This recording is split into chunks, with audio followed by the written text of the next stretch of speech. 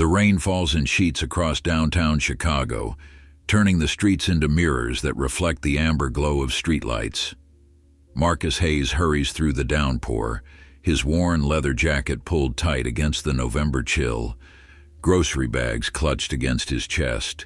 He's almost home when the blue lights explode behind him, cutting through the darkness like knives. The unmarked car screeches to a halt, blocking his path at the mouth of the alley. 3 officers emerge, their movements coordinated and swift. Officer Derek Sullivan leads the charge, his broad shoulders squared, rain beating on his shaved head. 2 rookie officers, Peters and Martinez, flank him like shadows, their hands already hovering near their holsters. Marcus freezes, groceries threatening to spill from his arms. The carton of milk, the bread, the eggs his daughter Emma needs for breakfast tomorrow. Such ordinary things, yet suddenly they feel like contraband. The rain hammers down harder, as if the sky itself senses what's coming. Sullivan's voice cuts through the storm, sharp and accusing. "Hold it right there. Drop the bags and put your hands where I can see them." Marcus's heart thunders in his chest, but his voice remains steady. "Officers, I'm just walking home. I live right there." He nods toward the apartment building half a block away, its windows glowing with the warmth of home. "I said drop the bags." Sullivan steps closer, rain streaming down his face, making his expression even harder to read. The rookies shift nervously behind him, their youth showing in their twitchy movements. Slowly, carefully, Marcus lowers the groceries to the wet pavement. The eggs crack, yellow yolk mixing with rainwater, spreading across the asphalt like spilled paint. He raises his hands, palms open, showing he's no threat. But Sullivan sees something else entirely, something that exists only in his assumptions. "We got a call about suspicious activity in this area," Sullivan says, though no call was ever made. "Someone matching your description." Marcus has heard these words before, knows their weight, their coded meaning. He's lived in this neighborhood for 15 years, raised his daughter here, served his community here, but none of that matters in this moment, under these lights, in this rain. "I haven't done anything wrong," Marcus says, keeping his voice calm despite the fury building in his chest. He thinks of Emma waiting at home, doing her homework at the kitchen table, expecting him to walk through the door any minute. Sullivan's hand moves to his baton. "Don't get smart with me. Turn around." Hands against the wall. The younger officers exchange glances. Peters, barely 25, shifts uncomfortably. His conscience flickers behind his eyes, but he stays silent. Martinez looks down at the ruined groceries, then back at Sullivan, swallowing whatever words might have formed. Marcus turns slowly, places his hands against the cold, wet brick. The alley smells of rain and garbage, of broken promises and systemic failures. Sullivan approaches, his boots splashing through puddles, each step deliberate and menacing. "You people think you can just walk around here like you own the place," Sullivan mutters, loud enough for Marcus to hear but quiet enough to maintain plausible deniability. The first blow comes without warning. Sullivan's baton strikes Marcus's kidney, sending white-hot pain shooting through his body. Marcus gasps, his knees buckling, but he doesn't fall. He won't give Sullivan that satisfaction. "Officer, please," Marcus manages through gritted teeth. "I'm not resisting, I'm cooperating." Another strike, this time to his ribs. The crack echoes off the alley walls, mixing with the sound of rain. Peters takes a step forward, then stops himself. Martinez looks away entirely, studying the graffiti on the opposite wall as if it holds the secrets of the universe. Marcus tastes copper in his mouth. Blood. His vision blurs at the edges, but through the haze, he sees something that Sullivan doesn't notice. A small security camera mounted on the corner of the building, its red light blinking steadily, recording everything. Sullivan grabs Marcus by the collar, spinning him around. "What did you steal? Where's the weapon?" His breath smells of coffee and prejudice hot against Marcus's face. "I didn't steal anything," Marcus says, each word measured, controlled. "Check my ID. It's in my wallet." Sullivan's fist connects with Marcus's jaw, snapping his head back against the brick. Stars explode across his vision. The rain feels colder now, or maybe that's shock setting in. His legs finally give out, and he slides down the wall, landing hard on the wet ground. "Stay down!" Sullivan shouts, though Marcus has no intention of getting up. His body screams in protest with every breath. Through the pain, he manages to speak, his voice barely above a whisper. "My wallet! Check my wallet!" Sullivan kicks the words away with contempt. "Shut up!" But Peters, driven by something resembling conscience, steps forward. "Sarge, maybe we should—" "I said stay back, rookie!" Sullivan's authority cracks like thin ice. He's committed now, too deep to back down. He raises his baton again, the metal gleaming in the streetlight. Marcus closes his eyes, thinking of Emma. 9 years old, brilliant, waiting for her father to come home with groceries for tomorrow's breakfast. He thinks of the promise he made to her mother before she died, to always protect their daughter, to always come home. The baton descends again, catching him across the shoulder. Something pops, sending fresh agony through his body. Marcus curls into himself, trying to protect his vital organs, his training kicking in even through the pain. Training. The word echoes in his mind like a bell. All those years, all those cases, all leading to this moment in a rain-soaked alley. Sullivan stands over him, breathing heavily, rain and sweat mixing on his face. "Had enough? Ready to tell me what you were really doing out here?" Through split lips and broken teeth, Marcus speaks again. "Check my wallet." Something in his tone finally penetrates Sullivan's rage. Maybe it's the calm certainty, the lack of fear despite the beating. Or maybe it's the way Marcus looks at him, not with hatred or submission, but with something closer to pity. Sullivan reaches down, roughly patting Marcus's pockets until he finds the wallet. He flips it open with one hand, keeping the baton ready in the other. The rain makes it hard to see at first, but then the streetlight catches it just right. The badge gleams gold even in the dim light. FBI, Special Agent Marcus Hayes, 15 years of service, commendations for bravery. Currently assigned to the Civil Rights Division, investigating police corruption and brutality cases. The color drains from Sullivan's face faster than the rain can wash it away.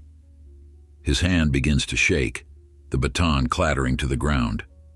Peters and Martinez step closer, drawn by the sudden shift in their sergeant's demeanor. "What is it, Sarge?" Martinez asks, but Sullivan can't speak. He's staring at the badge like it's a live grenade. Peters reaches for the wallet, his eyes widening as he reads the identification. "Oh God," he whispers. "He's FBI. He's... Sarge, what have you done?" Marcus pushes himself up slightly, leaning against the wall. Blood trickles from his mouth, mixing with the rain. His shoulder hangs at a wrong angle, clearly dislocated. But his eyes, when he looks at Sullivan, are clear and focused. "Officer Derek Sullivan," Marcus says, his voice stronger now despite the pain. "Badge number 4827. 3 prior complaints of excessive force, all mysteriously dismissed. Currently under federal investigation for civil rights violations." He pauses, letting the words sink in. "I wasn't on duty tonight. I was just getting groceries for my daughter. But you couldn't see past your own prejudice, could you?" Sullivan's mouth opens and closes like a fish out of water. The rain continues to fall, washing away the blood but not the truth. In the distance, sirens wail, growing closer. Not Sullivan's backup, but something far worse for him. Federal agents, Marcus's team, responding to the emergency beacon in his watch that activated the moment he hit the ground. The rookies back away from Sullivan as if his corruption might be contagious. Peters pulls out his radio with trembling hands. "Dispatch, we need supervisors at our location and medical, officer-involved incident." Marcus watches it all unfold, his body broken but his purpose intact.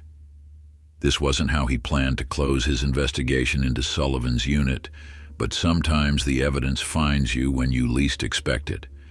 He thinks of all the other victims who weren't federal agents, who didn't have badges to protect them, who suffered Sullivan's brutality with no recourse. The security camera blinks steadily, having captured everything: the beating, the racial slurs carefully disguised as procedure, the moment of revelation. It will all be evidence now, part of a case that will reshape the department. Sullivan slumps against his car, the fight drained from him. He knows what's coming: internal affairs, federal charges, the end of everything he thought he was. The badge he wore like a license to hurt others now feels like a noose around his neck. Marcus's team arrives first, their vehicles surrounding the alley like guardians. Special Agent Sarah Chen rushes to his side, her face a mask of controlled fury as she assesses his injuries. "Jesus, Marcus, we've been looking for you. Emma called when you didn't come home." "Tell her I'm okay," Marcus says, though they both know it's far from true. "Tell her Daddy's coming home soon." More agents appear, securing the scene, collecting evidence, reading rights. Sullivan and his rookies are separated, their weapons confiscated. The rain begins to let up, as if the storm itself recognizes that the worst has passed. As paramedics load Marcus onto a stretcher, he locks eyes with Peters. The young officer looks shattered, his illusions about the badge crumbling in real time. "This isn't what I signed up for," Peters says quietly. Marcus nods, understanding.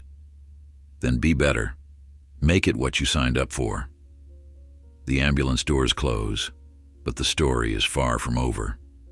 This night will ripple through the department, through the city, through the system itself. One man's prejudice, one agent's sacrifice, one moment of truth in a rain-soaked alley. As the ambulance pulls away, Marcus thinks of Emma again, of the breakfast they'll share tomorrow, of the conversation they'll have about why some people see skin color before they see humanity. He thinks of all the cases still unsolved, all the officers still operating in shadows, all the work left to do. The rain stops completely as they reach the hospital, and for the first time in hours, stars peek through the breaking clouds. Change is coming, written in blood and rain and truth. And Marcus Hayes, beaten but unbroken, will be there to see it through.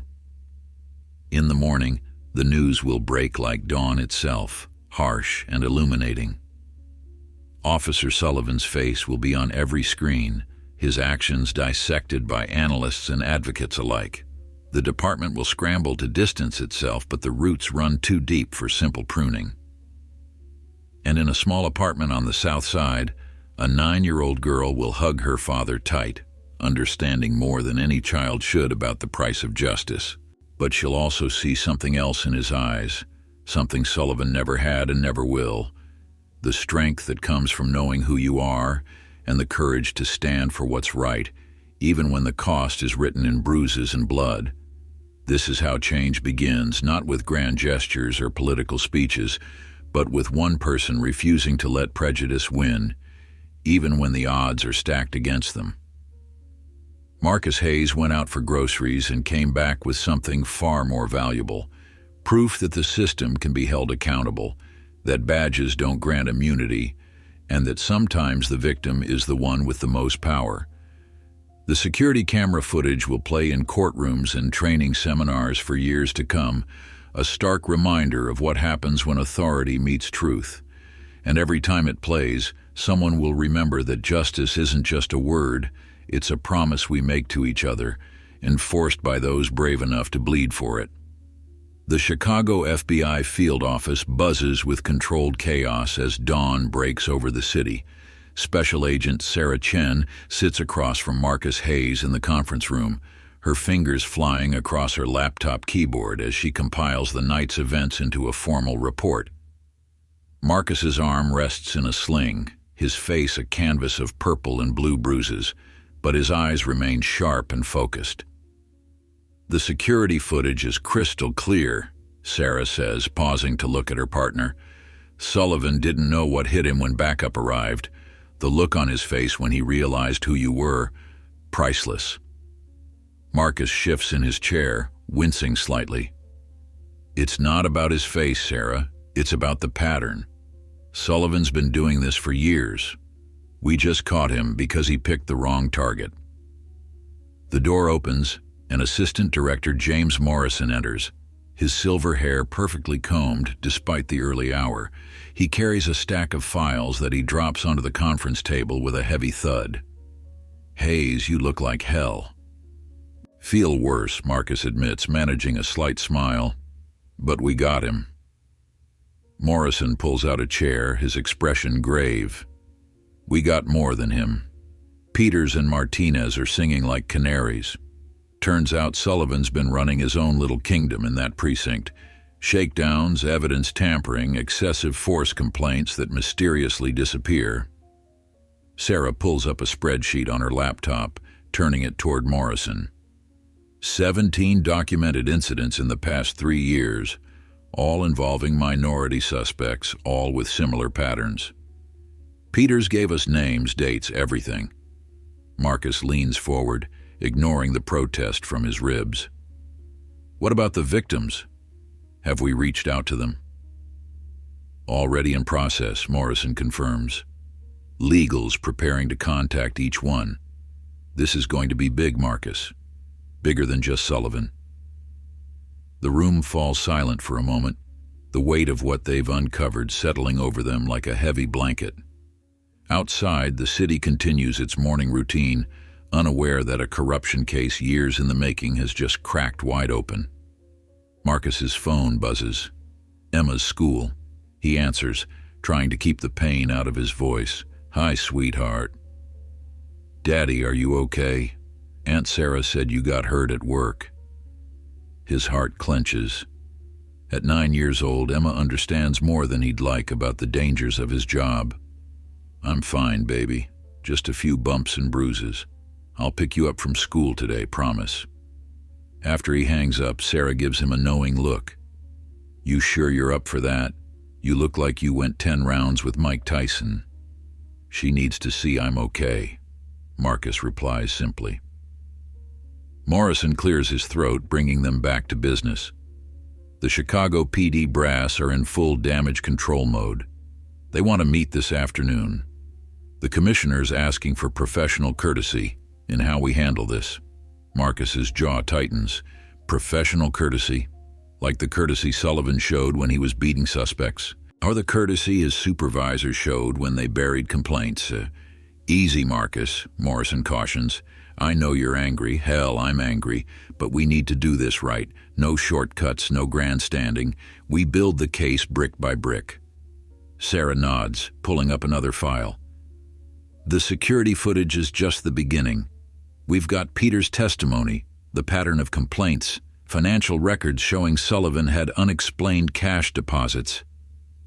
Following the money, Marcus murmurs. He wasn't just brutal, he was dirty.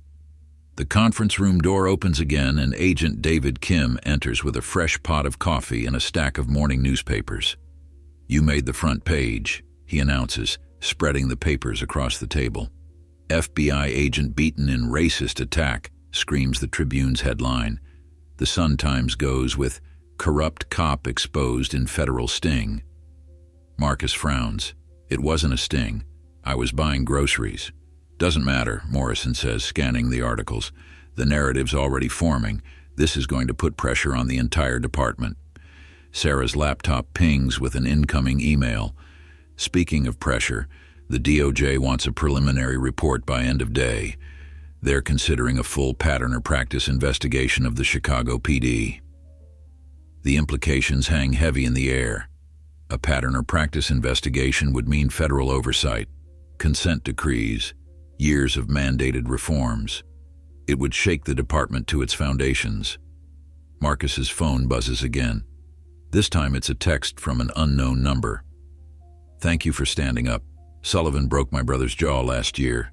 We tried to file a complaint, but nothing happened. Maria Vasquez." He shows the message to the team. "This is why we do this. For people like Maria's brother, who don't have badges to protect them." Morrison stands, gathering his files. "I'll handle the commissioner. Sarah, work with legal on contacting the victims. Kim, coordinate with the U.S. Attorney's Office." "Marcus, I'm staying on the case," Marcus interrupts firmly. "Marcus, you're injured. You're personally involved now. Any defense attorney worth their salt will claim bias." "With all due respect, sir, I've been personally involved since I took an oath to uphold justice. Being on the receiving end of Sullivan's brutality doesn't make me biased. It makes me a witness." Sarah backs him up. "The case is solid regardless of Marcus's involvement. We have documentary evidence, video footage, multiple witnesses. His testimony is just one piece." Morrison sighs, rubbing his temples. "Fine. But you're on desk duty until medical clears you. No field work." As the meeting breaks up, Marcus checks his watch. 3 hours until Emma's school lets out. Enough time to review more files, maybe ice his ribs again. The pain is constant but manageable. A reminder of why this work matters. Sarah lingers as the others file out. "You know this is going to get ugly, right? Sullivan's got friends. The union will close ranks." "Let them," Marcus replies, opening another file. "We've got truth on our side." The morning passes in a blur of witness statements, financial records, and strategic planning. By noon, the team has identified 12 additional victims willing to testify. The pattern is clear. Sullivan targeted young Black and Latino men, usually in low-income neighborhoods, always when he thought no one was watching. Around 2 p.m., Marcus slips out to pick up Emma. His body protests every movement, but the look on his daughter's face when she sees him waiting makes it worthwhile. She runs to him, then stops short, eyes widening at his bruised face. "Daddy, what happened?" He kneels carefully, ignoring the sharp pain in his ribs. "Sometimes doing the right thing means getting hurt, baby, but I'm okay, and we're going to make sure what happened to me doesn't happen to other people." She nods solemnly, far too wise for her years. "Like when you caught those bad cops in Detroit?" "Exactly like that." They drive back to the office together, Emma doing her homework in the conference room while Marcus works. The other agents stop by periodically, bringing her snacks and helping with math problems. It's an unconventional daycare solution, but it works. By evening, the case has expanded exponentially. Sullivan's financial records reveal connections to a broader network of corrupt officers. The U.S. Attorney has convened a grand jury. The Commissioner has scheduled a press conference for tomorrow morning. Morrison returns from his meeting with the brass looking grim.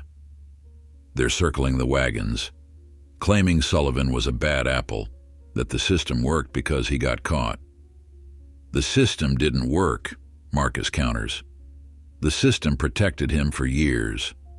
The only reason he got caught was because he attacked the wrong person." "I know that. You know that. But they're going to spin this hard." Sarah looks up from her laptop. "Then we counter with facts. We've documented 23 incidents now. That's not one bad apple. That's a rotten barrel." As night falls, the team prepares for the long haul. This case will take months, maybe years, to fully prosecute. There will be depositions, trials, appeals. The blue wall of silence will be tested like never before. Marcus sends Emma home with his sister, promising to be there for bedtime. He stays at the office reviewing evidence, preparing for tomorrow's battles. His body aches, but his resolve has never been stronger. Around midnight, Peters calls. The young officer sounds shaken, scared but determined. "Agent Hayes, I just wanted to say, I'm sorry. I should have stopped him. I knew it was wrong." "You're doing the right thing now," Marcus tells him. "That's what matters." "Will I go to jail?" "I can't make promises, but cooperating will help. And Peters, don't ever let this happen again. Be the cop you thought you were signing up to be." After the call, Marcus finally heads home. The city sleeps around him, unaware of the storm brewing in its police department. Tomorrow, the commissioner will try to contain the damage. The union will denounce the investigation. Sullivan's lawyer will claim his client is being railroaded. But tonight, in the quiet of his apartment, Marcus sits by Emma's bed watching her sleep. Her math homework lies completed on her desk, equations solved with careful precision. He thinks about the world she's inheriting, the systems she'll navigate, the battles she'll fight. His phone buzzes with another message from a victim's family. Then another. And another. Stories of abuse, of complaints ignored, of justice denied. Each message strengthens his resolve. This isn't just about Sullivan anymore. It's about every officer who abuses their power and every supervisor who looks the other way.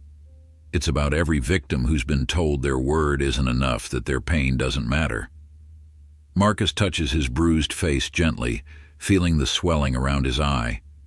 In the mirror, he sees not just his own reflection, but the faces of all those who came before him, all those who suffered without recourse. Tomorrow he'll stand before cameras and lawyers and hostile officers, and he'll tell the truth. Not just his truth, but theirs. The security footage will play on endless loop on news channels. Pundits will debate. Politicians will posture. But in communities across Chicago, people will see something different. Proof that the system can be challenged, that power can be held accountable, that justice might actually mean something. As Marcus finally crawls into bed, his body screaming in protest, he thinks about his mother's words from years ago.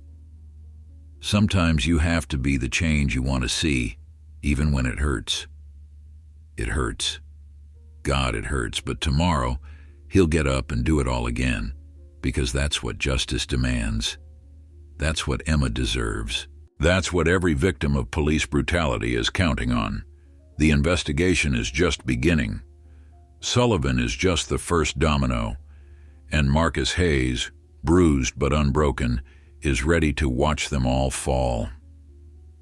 In the darkness of his room, his phone continues to buzz with messages of support, stories of abuse, pleas for justice. Each notification is a reminder that this fight is bigger than one man, one incident, one city. It's about reimagining what policing could be, should be. As sleep finally claims him, Marcus dreams not of violence or corruption, but of a future where his daughter won't have to fear those sworn to protect her, where badges represent honor instead of impunity, where justice isn't just a word, but a promise kept. Tomorrow the real work begins. Tonight he rests, gathering strength for the battles ahead. Because changing a system takes more than one night of violence, one viral video, one exposed cop. It takes persistence, courage, and the willingness to bleed for what's right, and Marcus Hayes has already proven he's willing to do exactly that. The morning sun cuts through the Venetian blinds of the federal courthouse, casting parallel shadows across the grand jury room. Marcus Hayes sits at the witness table, his bruised face now a deeper shade of purple and yellow, telling his story for the official record.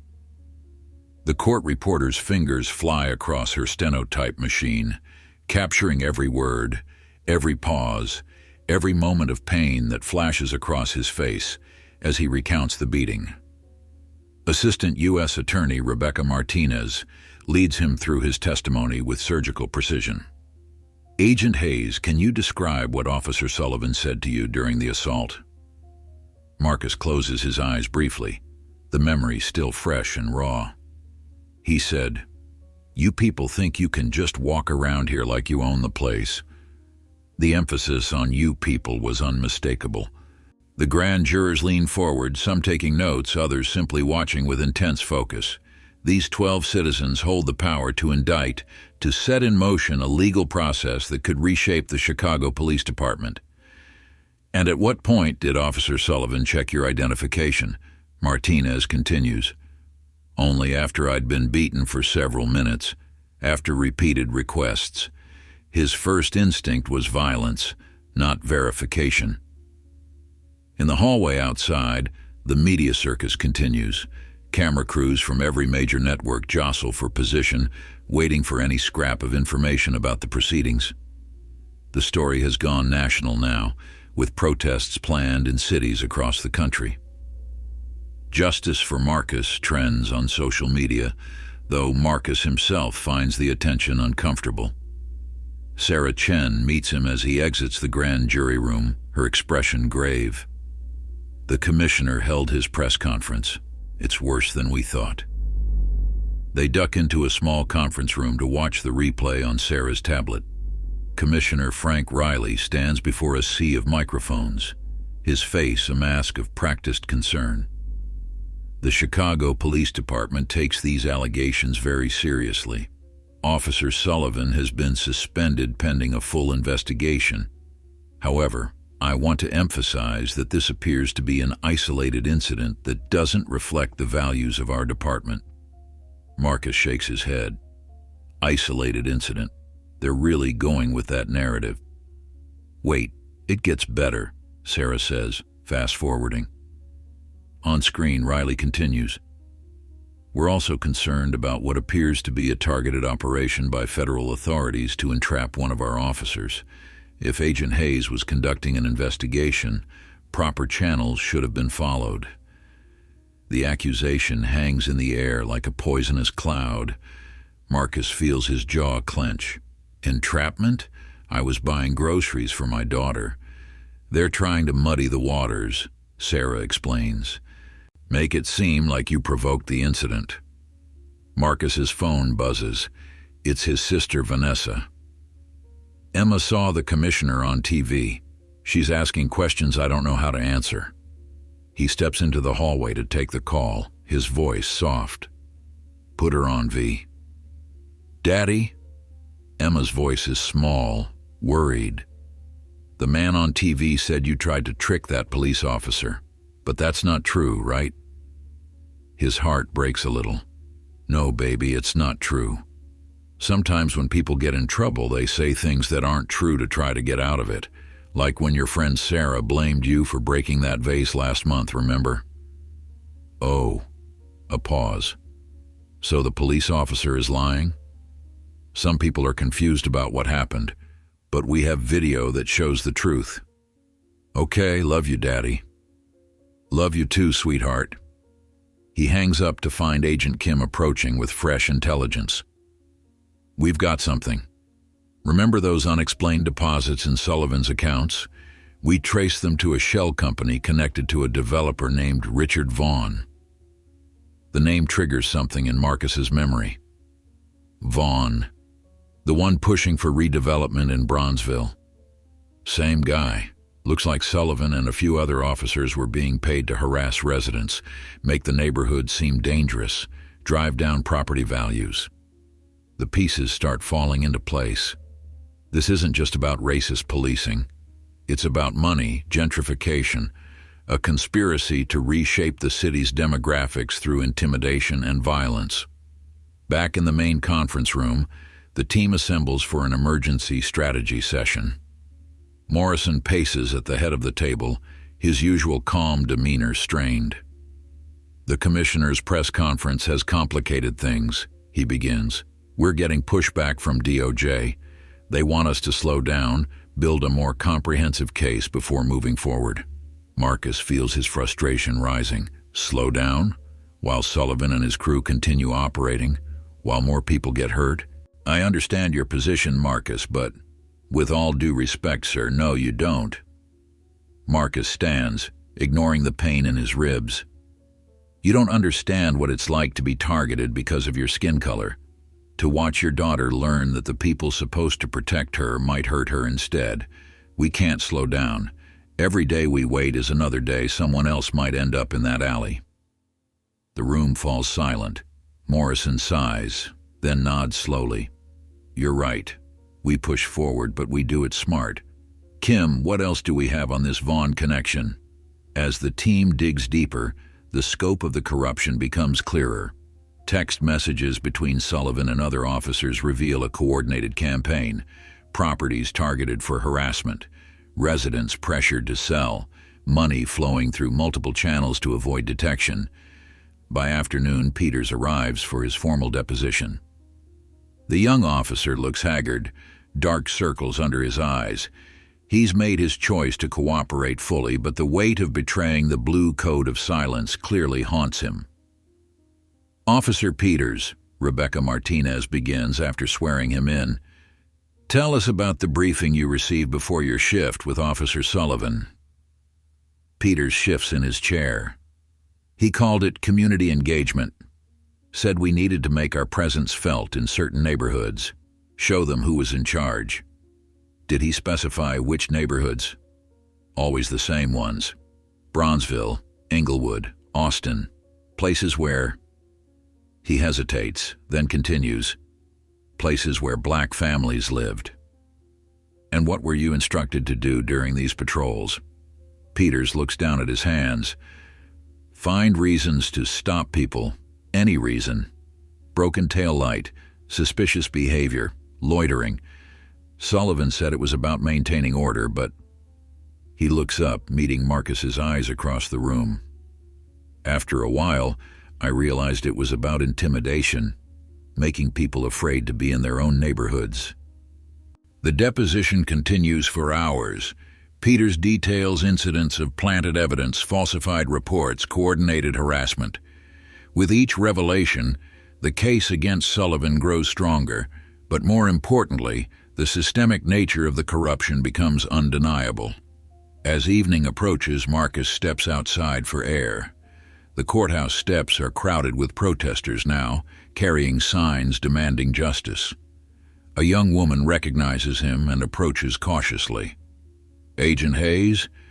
I'm Jasmine Williams. Officer Sullivan arrested my brother last year.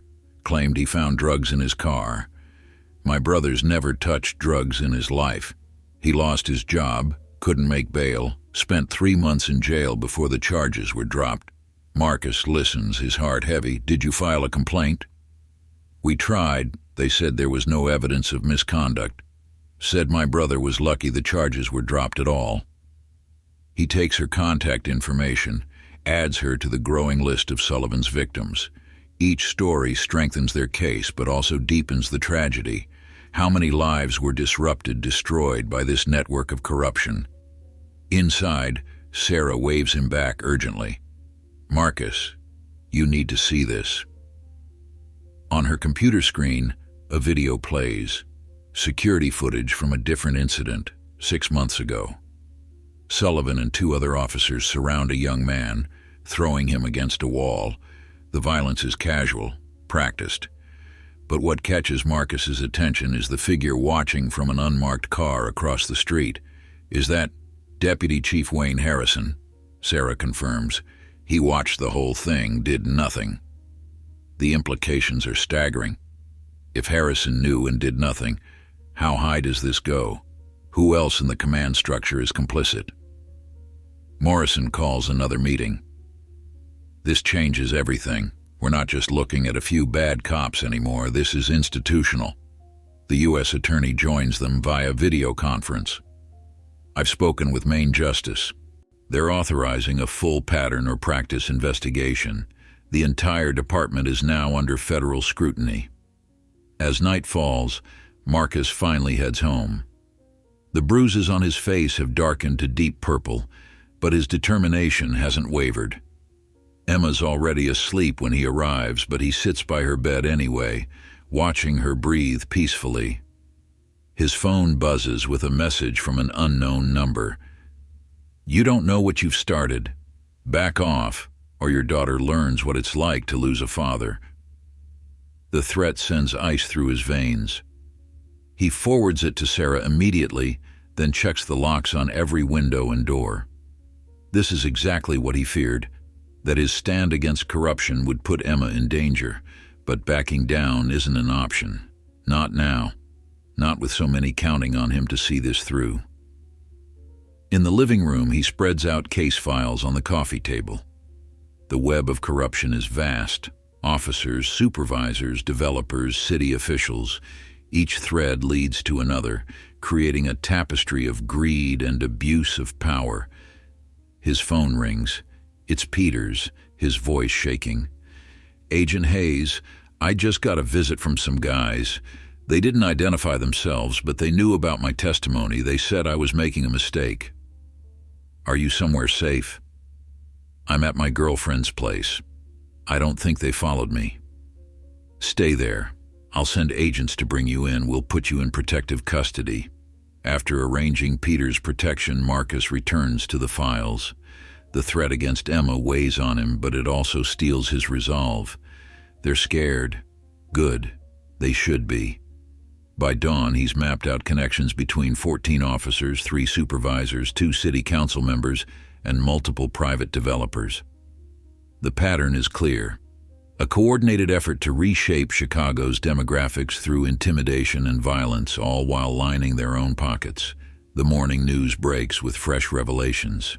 The Chicago Tribune has obtained internal police emails showing attempts to discredit Marcus even before the incident. The narrative shifts again. This isn't just about one night of violence. It's about a department at war with its own community. Marcus dresses carefully for another day of testimony, his body still protesting every movement. In the mirror, he sees not just his own battered reflection, but the faces of everyone who came before him, everyone who tried to speak up and was silenced. Today, he testifies not just for himself, but for all of them, for Jasmine's brother, for Maria's brother, for every unnamed victim in those files, for Emma and all the children who deserve to grow up in a city where justice means something. As he heads to the courthouse, protesters line the streets. Some carry his picture, others hold signs with names of other victims. The movement has grown beyond him now, becoming something larger, something unstoppable. Inside the grand jury room, Marcus takes his seat again, more evidence to present, more truth to tell. The system that protected Sullivan and his cronies is crumbling, but the work of rebuilding has barely begun. "Agent Hayes," the prosecutor begins, "let's talk about the death threats you received last night." Marcus straightens in his chair, his voice steady despite everything.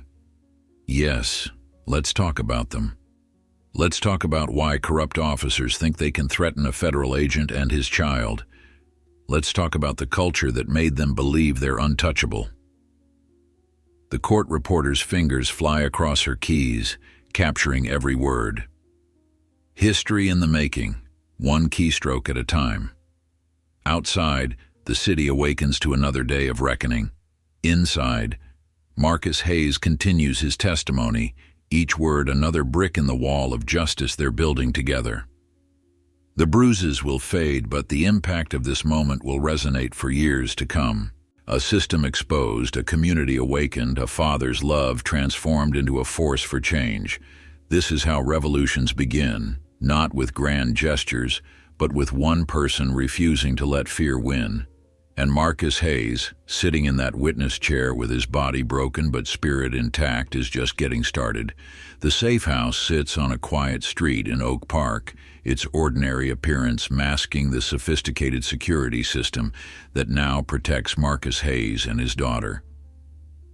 Emma sits at the kitchen table, her homework spread before her, while 2 federal agents maintain watch outside. The threat against her has changed everything. Marcus paces the living room, phone pressed to his ear, as Sarah Chen updates him on the latest developments. "We've got Vaughn's financial records," she says, excitement creeping into her usually measured tone. "The money trail leads straight to City Hall. There's a whole network of payoffs, Marcus. This thing is massive." Through the window, Marcus watches an unmarked car cruise slowly past. The agents outside tense, then relax as it continues on. Every shadow now holds potential danger, Every stranger a possible threat. This isn't how he wanted Emma to live. The grand jury wants you back tomorrow, Sarah continues. They have questions about the threats. I'll be there. Marcus glances at Emma, who's pretending to focus on her math while clearly listening to every word. Any word on Sullivan's bail hearing? Set for Friday. His lawyer's pushing hard for release, claiming he's not a flight risk. Marcus snorts. Not a flight risk? He's a danger to the entire community. After the call, he sits beside Emma, helping her with long division while trying to maintain some semblance of normalcy. She works through the problems methodically, her young face serious with concentration. Daddy, she says suddenly, not looking up from her notebook, are we going to have to move? The question hits him like a physical blow. Why do you ask that, baby? Because bad people want to hurt us and because you're fighting them. She finally meets his eyes, and the wisdom there breaks his heart. Sometimes heroes have to hide to keep fighting. He pulls her close, breathing in the scent of her strawberry shampoo. We're safe here, and I'm not going to stop fighting. Not ever. Later that night, after Emma's asleep, Marcus reviews the latest evidence with the protection detail. Surveillance photos show Sullivan meeting with Vaughn at an upscale restaurant. Bank records reveal systematic payments to multiple officers. The conspiracy web grows more intricate with each discovery. His secure phone buzzes. It's Martinez, the prosecutor. We've got a problem. Deputy Chief Harrison just lawyered up. Word is he's negotiating immunity in exchange for testimony. Marcus feels a surge of conflicted emotions. Harrison's testimony could break the case wide open, but immunity means another corrupt official walks free. What's he offering? Everything, apparently. Names, dates, recorded conversations. He's been keeping insurance files for years. The moral calculus of justice weighs heavy. Let one criminal go free to catch dozens more. It's the kind of compromise that keeps Marcus awake at night. Morning arrives too soon. Emma boards the school bus with her security detail. 2 agents posing as parents of other students. The normalcy of the yellow bus feels surreal against the backdrop of federal protection. At the courthouse, Marcus finds the atmosphere changed. News vans pack the street. Protesters and supporters alike gather behind barricades. Someone has leaked that today's testimony will be explosive. Inside the grand jury room, Marcus faces questions about the expanding investigation, the threats against his family, the evidence of systemic corruption. Agent Hayes, one juror asks, how deep do you believe this corruption goes? Marcus chooses his words carefully. Based on our investigation, this involves multiple levels of the police department, city officials, and private interests. We're looking at a conspiracy to use law enforcement as a tool for profit and social engineering. The juror follows up. Social engineering? Targeted harassment of minority communities to drive down property values, force relocations, and enable gentrification that benefits specific developers. The room falls silent as the implications sink in. This isn't just about racist cops or police brutality. It's about the weaponization of law enforcement for profit. During a break, Marcus steps into the hallway to find Peters waiting, flanked by federal marshals. The young officer looks different now, older, haunted, but somehow more solid. Agent Hayes, Peters says, stepping forward, I wanted to thank you for believing me, for protecting me. You're doing the right thing, Peters. That takes courage. I've been thinking, Peters continues, his voice low, about all the times I stayed quiet, looked away. I was so focused on fitting in, being one of the guys. I forgot why I became a cop in the first place. It's not too late to remember, Marcus tells him. Back in session, the prosecutor plays audio recordings, Harrison's insurance files. The deputy chief's voice fills the room, discussing quotas for arrests in specific neighborhoods, coordination with Vaughn's company, instructions to plant evidence. Make it uncomfortable for them, Harrison's recorded voice instructs Sullivan. Every traffic stop, every interaction, make them want to leave. The grand jury members shift uncomfortably. Several take notes furiously. The evidence is damning, irrefutable. That evening, Marcus returns to the safe house to find Emma working on a school project about heroes. She's drawn pictures of firefighters, doctors, teachers, and at the center, a figure in a suit with a badge. "Is that me?" he asks, sitting beside her. She nods, adding careful details to the drawing. "Ms. Johnson says heroes are people who help others even when it's hard, even when it's dangerous. Your teacher's smart. I know you can't tell me everything," Emma continues, her pencil moving steadily. "But I know you're doing something important, something that matters." He kisses the top of her head, unable to speak past the lump in his throat. The next morning brings a breakthrough. Kim bursts into the secure command center, laptop in hand. "We got into Vaughn's private server. There's a whole database, properties targeted, officers involved, even projected profit margins." Sarah pulls up the files, her eyes widening. "This is a blueprint for reshaping half the South Side. They've been at this for years." Marcus studies the map on screen, dots representing targeted properties, lines showing planned development. The scope is staggering. "How many families displaced?" "Thousands," Kim replies grimly. "And look at this. Emails between Vaughn and a state senator about zoning changes." The conspiracy reaches higher than they imagined. Federal corruption, state involvement, a systematic assault on Chicago's black communities disguised as urban renewal.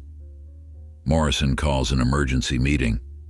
Justice wants to move forward with arrests. They're worried about flight risks if we wait longer. "Are we ready?" Marcus asks. "We've got enough to bring down Sullivan's crew, Vaughn, several city officials. Harrison's testimony seals it. But the senator, that's trickier. Political considerations, Sarah guesses." Morrison nods reluctantly.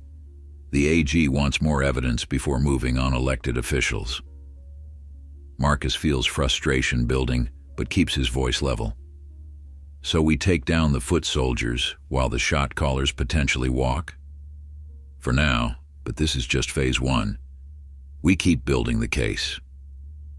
That afternoon, the task force meets to plan the arrests. FBI, DEA, IRS, multiple agencies coordinating to hit targets simultaneously. Marcus studies the operational plan, noting his own role, leading the team that will arrest Sullivan. "You sure about this?" Sarah asks quietly. "Given your history with him?" "It has to be me," Marcus replies.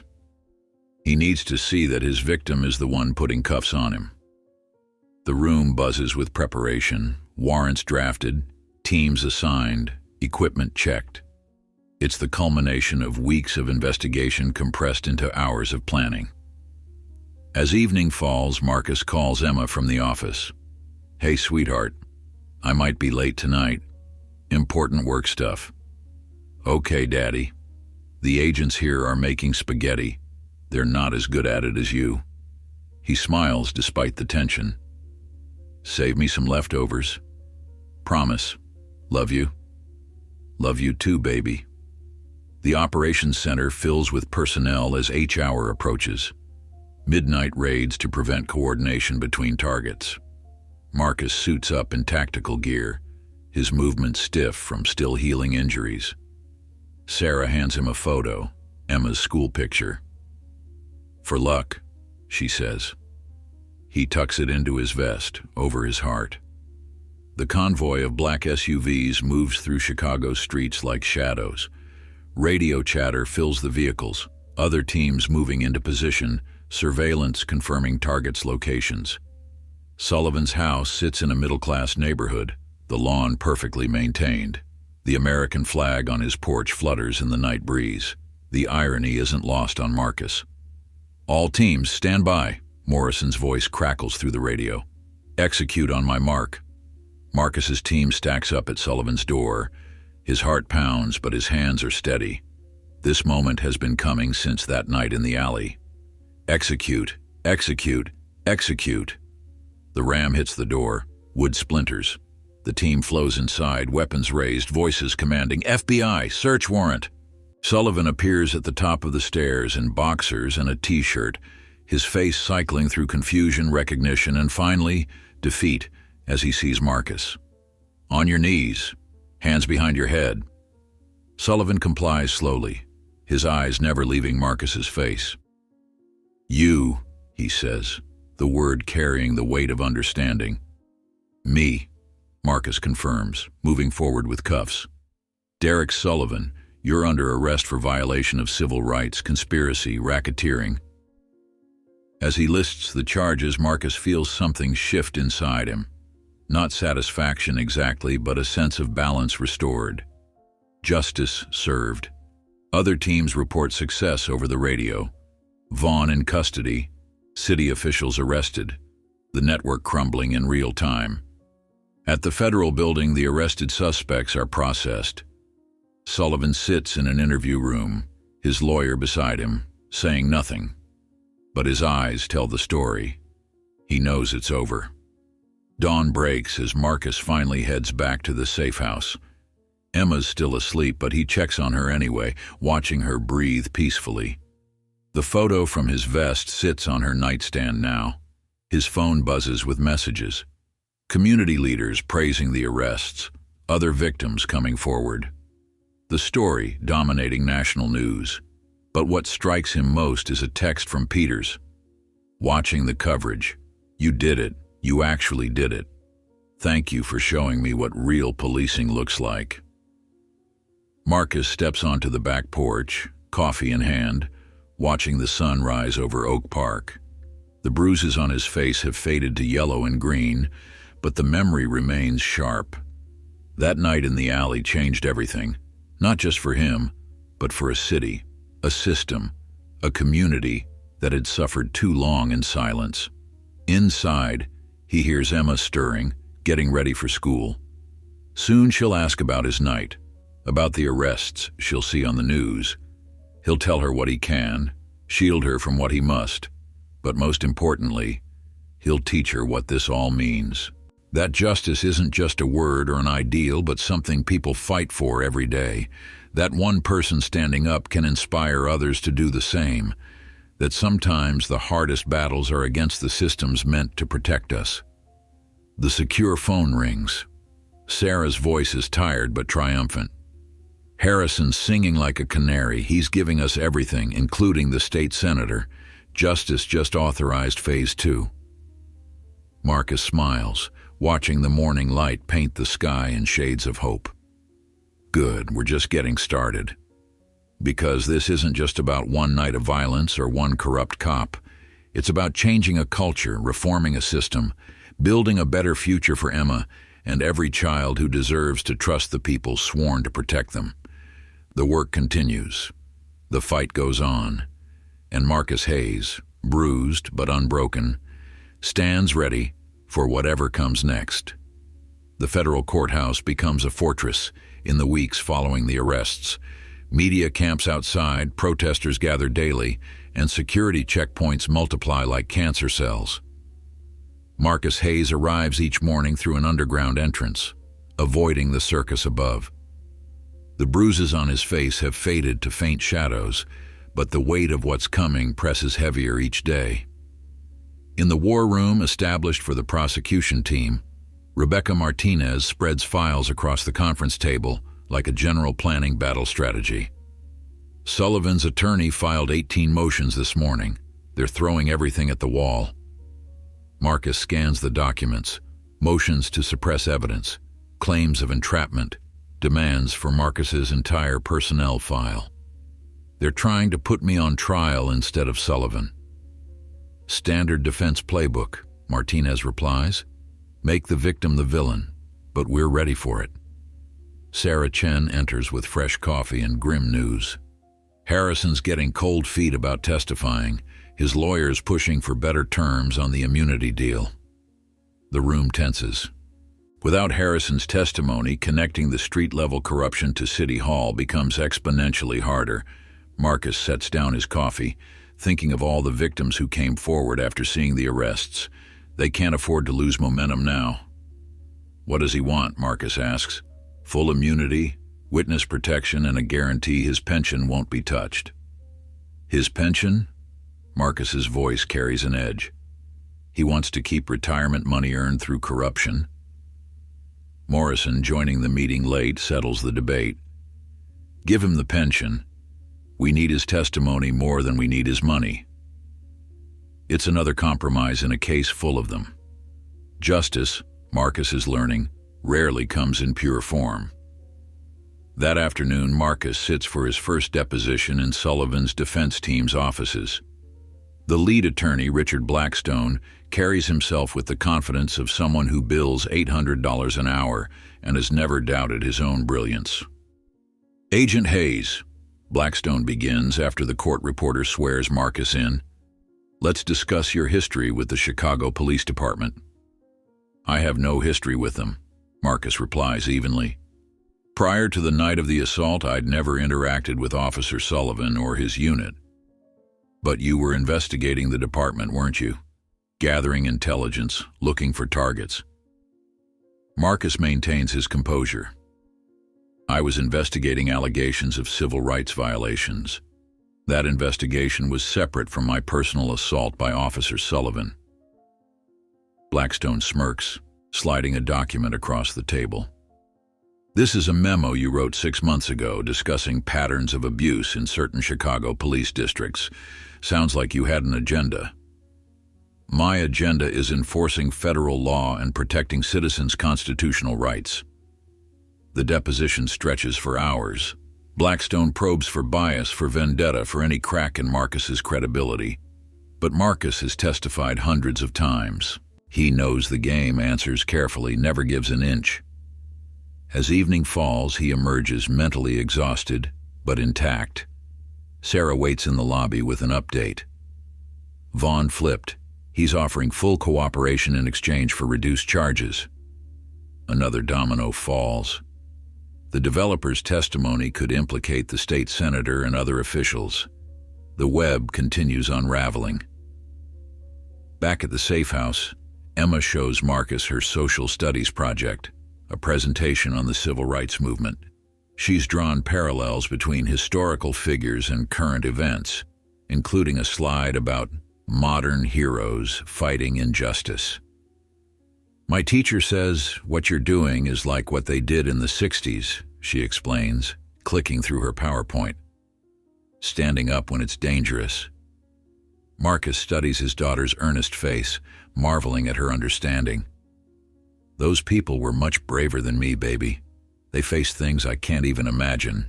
But you're continuing their work, she insists. That's what Ms. Rodriguez says. Each generation has to keep fighting. That night, unable to sleep, Marcus reviews Harrison's previous testimony transcripts. The deputy chief's knowledge is extensive. Decades of systematic corruption, names reaching into state government, details about how complaints were buried and evidence destroyed. His phone buzzes, an unknown number, but he recognizes the area code. He steps outside to take the call. Agent Hayes? The voice is young, nervous. This is Officer Janet Mills. I worked with Sullivan. I need to talk to you. Another conscience awakened, another witness emerging from the shadows. They arrange to meet the next day at a secure location. Morning brings a packed courtroom for Sullivan's bail hearing. The officer sits at the defense table in an expensive suit, trying to project respectability. But Marcus sees the predator beneath the polish, remembers the hatred in those eyes during the beating. The prosecutor argues against bail. Your Honor, Officer Sullivan poses a significant danger to the community and has already attempted to intimidate witnesses. Blackstone counters smoothly. My client is a decorated officer with deep ties to the community. He's not a flight risk and poses no danger while awaiting trial. Judge Catherine Walsh, known for her no-nonsense approach, reviews the evidence. Her eyes linger on the photos of Marcus's injuries, the transcript of Sullivan's racist comments during the assault. Bail is denied, she rules. The defendant will remain in custody pending trial. Sullivan's mask slips for a moment, rage flashing across his face before Blackstone whispers urgently in his ear. As marshals lead him away, Sullivan's eyes find Marcus in the gallery. The look promises retribution. Outside the courthouse, the media swarms. Marcus pushes through without comment, but behind him, he hears community activists speaking to reporters, telling their own stories of harassment and abuse. The movement has grown beyond him now. That afternoon, Marcus meets Officer Mills in a secure conference room at the FBI building. She's young, maybe 26, with the haunted look of someone carrying heavy secrets. "I should have spoken up sooner," she begins, hands trembling slightly around her coffee cup. "But I was scared. They made it clear what happens to cops who break ranks." Marcus nods encouragingly. "You're here now. That's what matters." Mills describes a culture of fear and intimidation. Officers pressured to meet arrest quotas in minority neighborhoods. Evidence planted to justify searches. Complaints disappearing from the system. "There's a room in the basement of the 15th precinct," she reveals. "They call it the delete suite. That's where files go to die. Complaint forms, body camera footage, anything that might cause problems." Marcus exchanges glances with Sarah, who's taking notes. "This is the smoking gun they've been seeking, proof of systematic destruction of evidence." "Would you be willing to show us this room?" Marcus asks. Mills nods, fear and determination warring on her face. "I want to be a good cop, the kind I thought I was signing up to be." Within hours, a federal warrant is secured. The raid on the 15th precinct happens at shift change, maximizing confusion. Marcus leads the team into the basement, Mills directing them to an unmarked door. Inside, they find exactly what she described: boxes of complaint forms, hard drives labeled with dates and case numbers, even physical evidence bags that should have been in official storage. "My God," Sarah breathes, surveying the room. "This is decades of cover-ups." The discovery makes national headlines. The Department of Justice announces a comprehensive pattern or practice investigation of the entire Chicago Police Department. City officials scramble to distance themselves from the scandal, but for Marcus, the victory feels hollow. Each file in that room represents a victim denied justice, a family told their suffering didn't matter.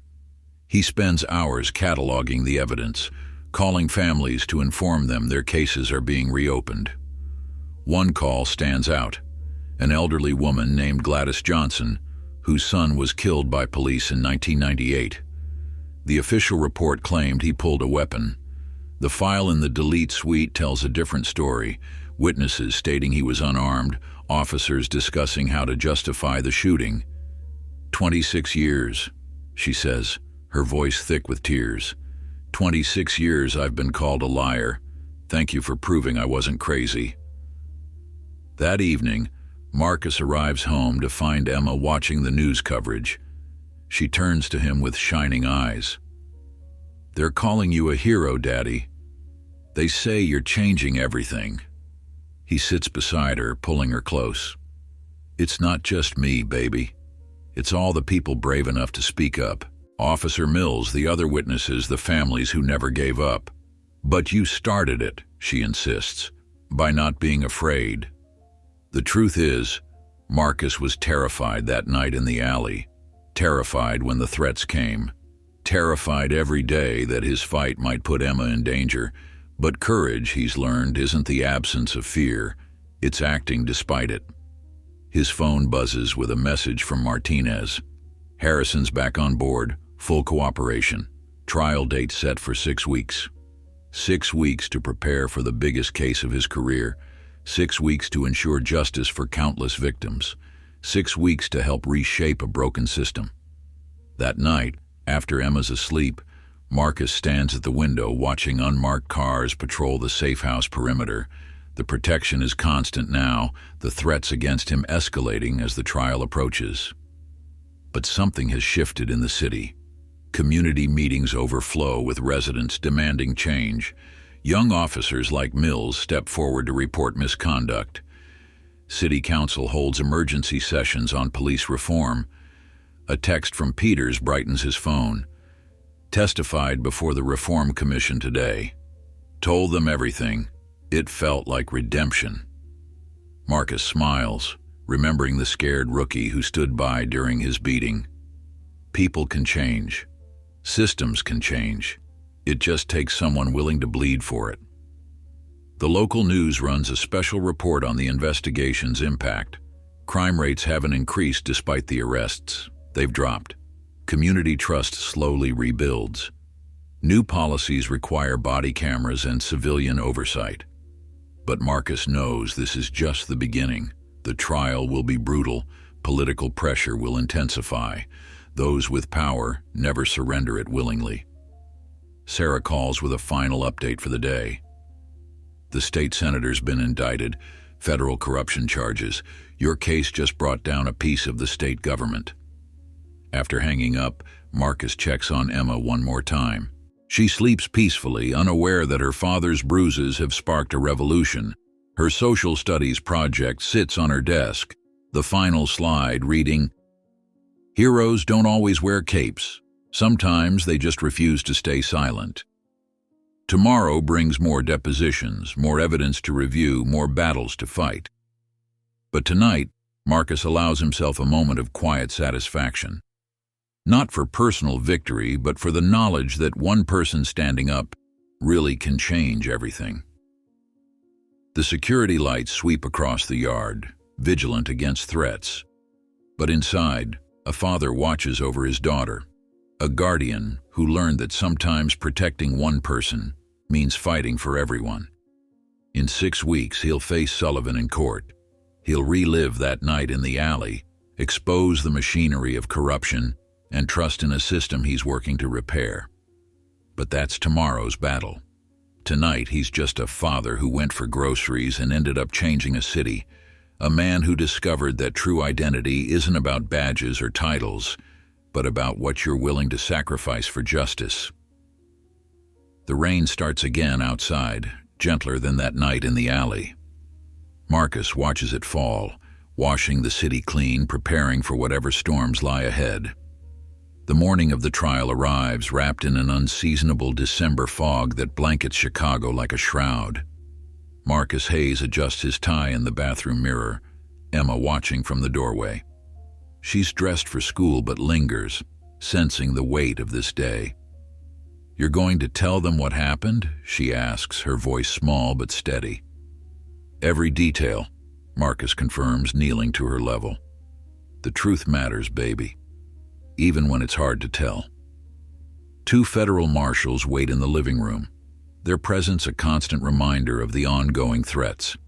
The anonymous letters have increased, some containing photos of Emma at school, others with cryptic warnings about what happens to those who betray the Brotherhood. At the courthouse, Marcus enters through a secure entrance, avoiding the media circus out front.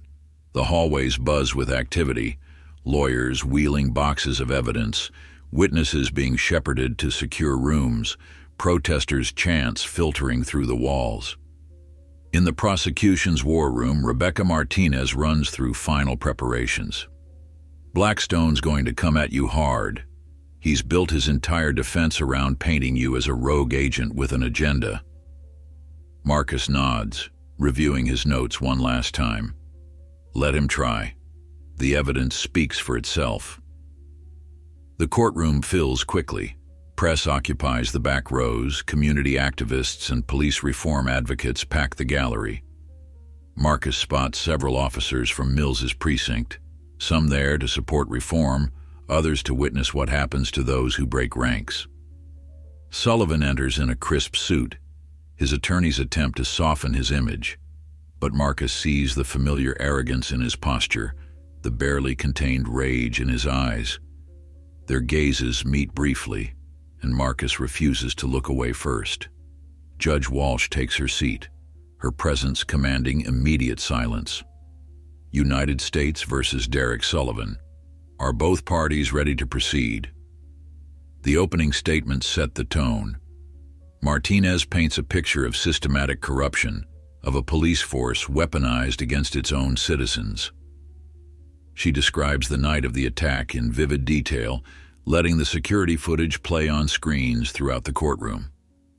Blackstone counters with a narrative of a dedicated officer entrapped by an overzealous federal agent. Agent Hayes wasn't randomly attacked that night. He was hunting Officer Sullivan, manufacturing a scenario to advance his anti-police agenda. Marcus keeps his expression neutral, but inside he seethes at the distortion of truth. Beside him, Sarah whispers, "Stay calm. We knew this was coming." The first witness is Officer Mills. She takes the stand with visible nervousness but speaks clearly about the culture of intimidation within Sullivan's unit. Under cross-examination, Blackstone attacks her credibility, suggesting she's testifying to save her own career. "Isn't it true you're currently under investigation for failing to report misconduct?" he presses. Mills holds firm. "I'm here because I finally found the courage to do what's right, something I should have done long ago." The afternoon brings technical witnesses, forensic experts analyzing the security footage, financial investigators detailing the money trail. The evidence builds methodically, each piece fitting into the larger puzzle of corruption. As day one concludes, Marcus feels the weight of what's coming. Tomorrow, he takes the stand. Tomorrow, he relives the worst night of his life in front of cameras and skeptics, and those who still believe the badge grants immunity from consequence.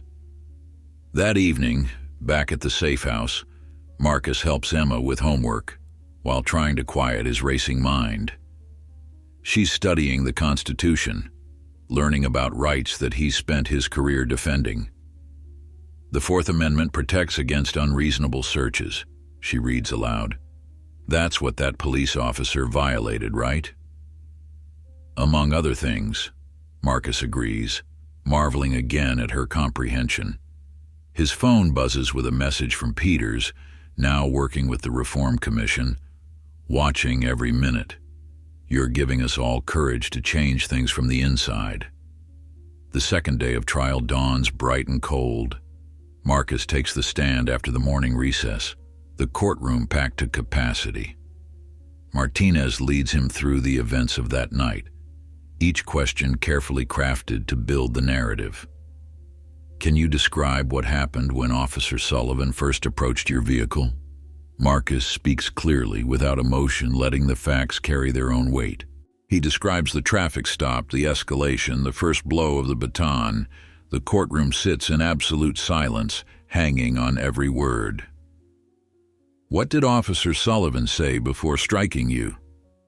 "He said, 'You people think you can just walk around here like you own the place.'" A collective intake of breath ripples through the gallery. On the screens, the security footage plays in sync with Marcus's testimony, showing Sullivan's baton rising and falling.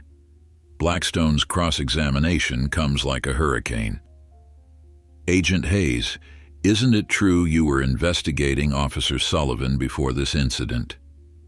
"I was investigating patterns of civil rights violations within the Chicago Police Department." "And Officer Sullivan was a target of that investigation?" "He was one of many officers whose conduct had raised concerns." Blackstone paces, building to his point. "So when you encountered Officer Sullivan that night, you saw an opportunity, didn't you? A chance to provoke an incident that would advance your investigation?" Marcus meets his gaze steadily. "I was buying groceries for my daughter. Officer Sullivan created the incident through his own actions and prejudices." The questioning continues for hours. Blackstone probes for inconsistencies, suggests Marcus provoked the attack, implies he's exaggerating his injuries for sympathy. But Marcus has truth on his side, and truth has a way of standing firm against manipulation. Late in the afternoon, Blackstone plays his perceived trump card. "Agent Hayes, have you ever expressed anti-police sentiment in your personal communications?" Marcus knows what's coming. They've found his college thesis on police reform, emails discussing systemic racism in law enforcement. I've expressed concerns about misconduct and the need for accountability. That's not anti-police. It's pro-justice. Let me read from an email you sent 2 years ago, Blackstone continues. The thin blue line has become a wall of silence protecting criminals with badges. Your words, Agent Hayes? Yes. And this trial is proving exactly what I meant. Judge Walsh calls for a recess.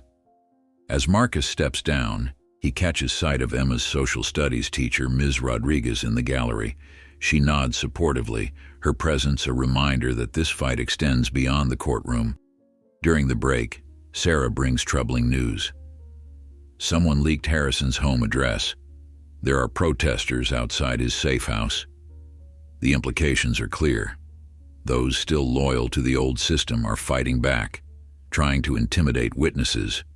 But the investigation has momentum now, rolling forward like a wave that can't be stopped. When court resumes, Martinez redirects, letting Marcus explain his philosophy on law enforcement. I believe in the badge, he says.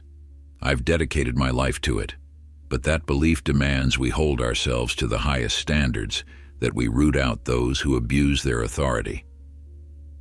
As the day ends, Sullivan watches Marcus leave the stand. For a moment, uncertainty flickers in his eyes.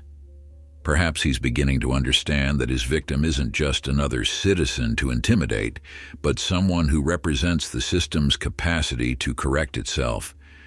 That night, the safe house feels smaller somehow. Emma works on a new project, a presentation about the judicial system. She's incorporating the trial, using it to understand how justice is supposed to work. Ms. Rodriguez says we're living history, she tells Marcus. She says what's happening now will be in textbooks someday. The thought both humbles and terrifies him. History is messy while it's being made, full of setbacks and small victories that only make sense in retrospect. Day 3 brings Harrison to the stand. The former deputy chief looks diminished, his authority stripped away. But his testimony is devastating for the defense. He details years of coordinated corruption, implicates Sullivan in dozens of incidents, provides context for the culture that enabled such abuse.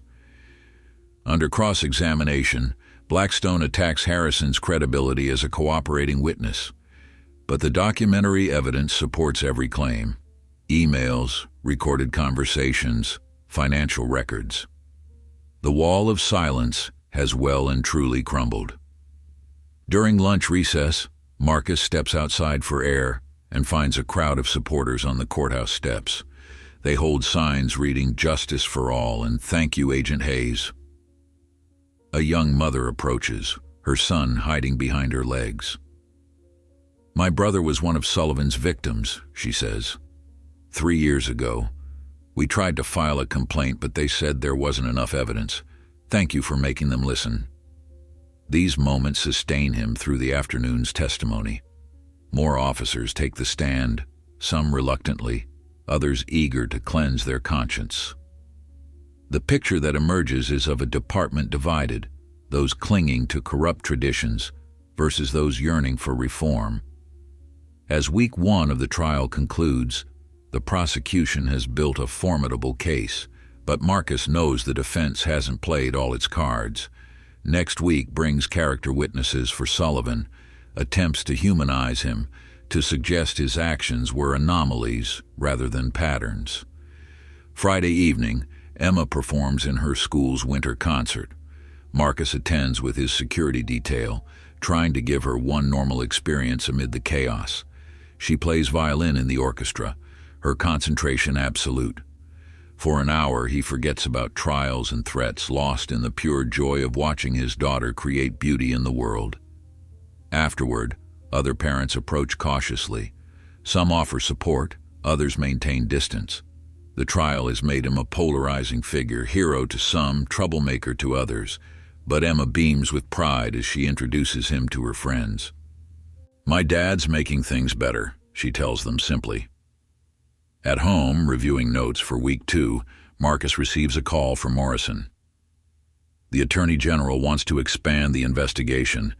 She's talking about a national task force on police corruption. The implications stagger him. What started in a rain-soaked alley could reshape law enforcement across the country, but Marcus thinks of the threats, the security details, the price his daughter pays for his stand. One trial at a time, he tells Morrison.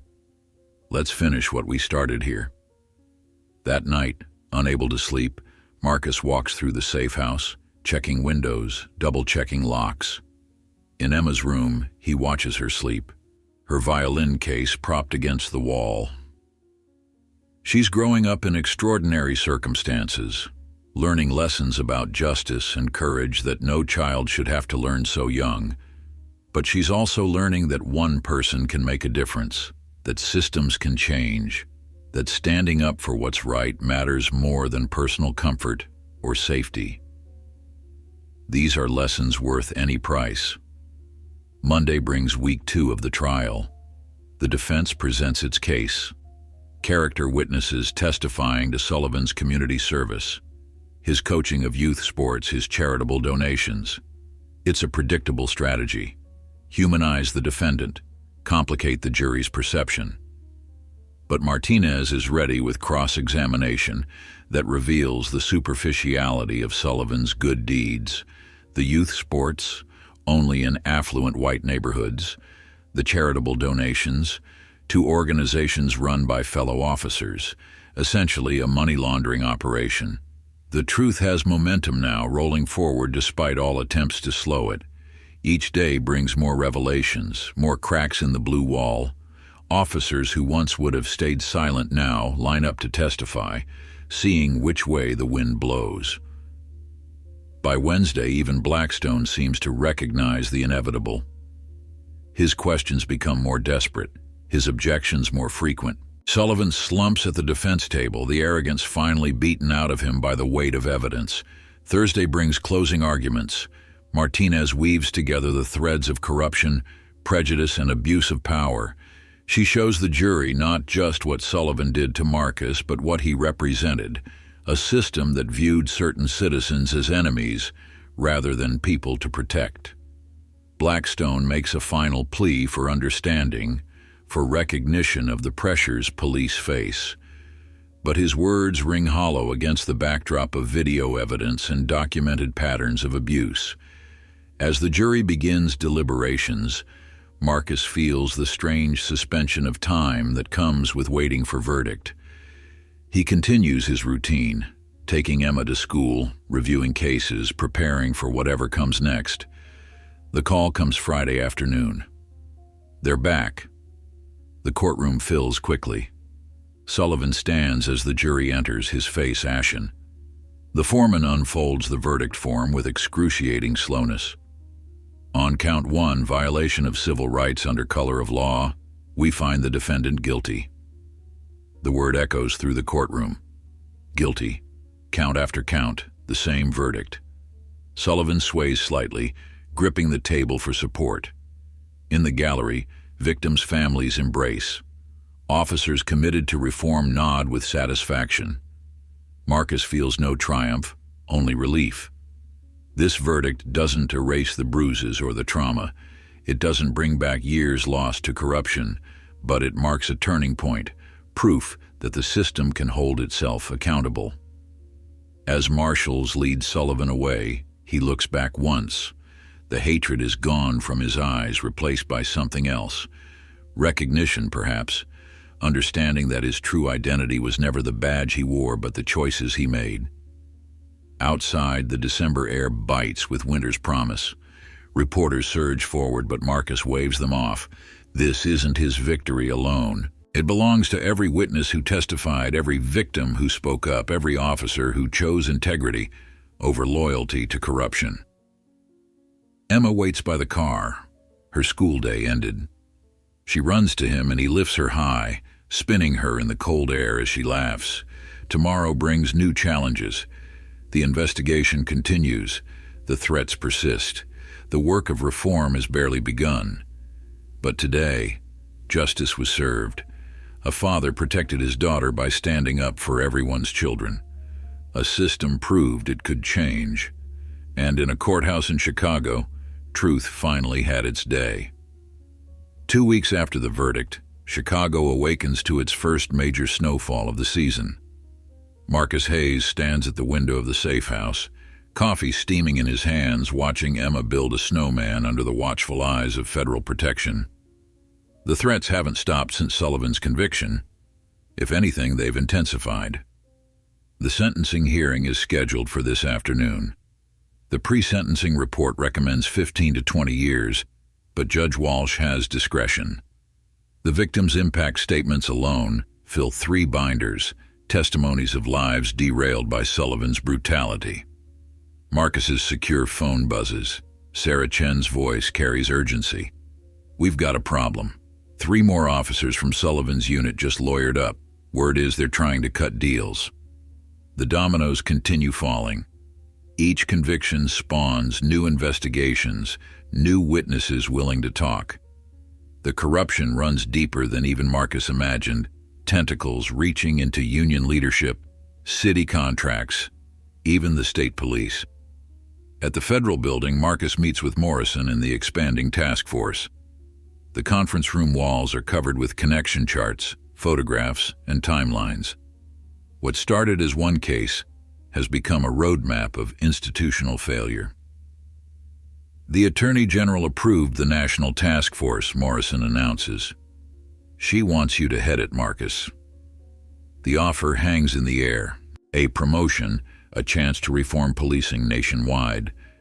But it means uprooting Emma, leaving Chicago, becoming an even bigger target. "Can I think about it?" Marcus asks. "Take the weekend. But know this. What you started here is spreading. Detroit, Baltimore, Los Angeles. Departments are requesting our help. You've become the face of police accountability." The weight of that responsibility settles on his shoulders as he heads to the courthouse. Outside, the scene has become familiar. Protesters, supporters, media, and a heavy police presence. But today feels different. The officers on duty nod respectfully as he passes. Some even offer quiet words of support. Inside courtroom 3B, the gallery fills with Sullivan's victims and their families. Marcus takes his seat in the front row, flanked by other federal agents. Sullivan enters in orange jail scrubs, the pretense of respectability abandoned. Judge Walsh begins with victim impact statements.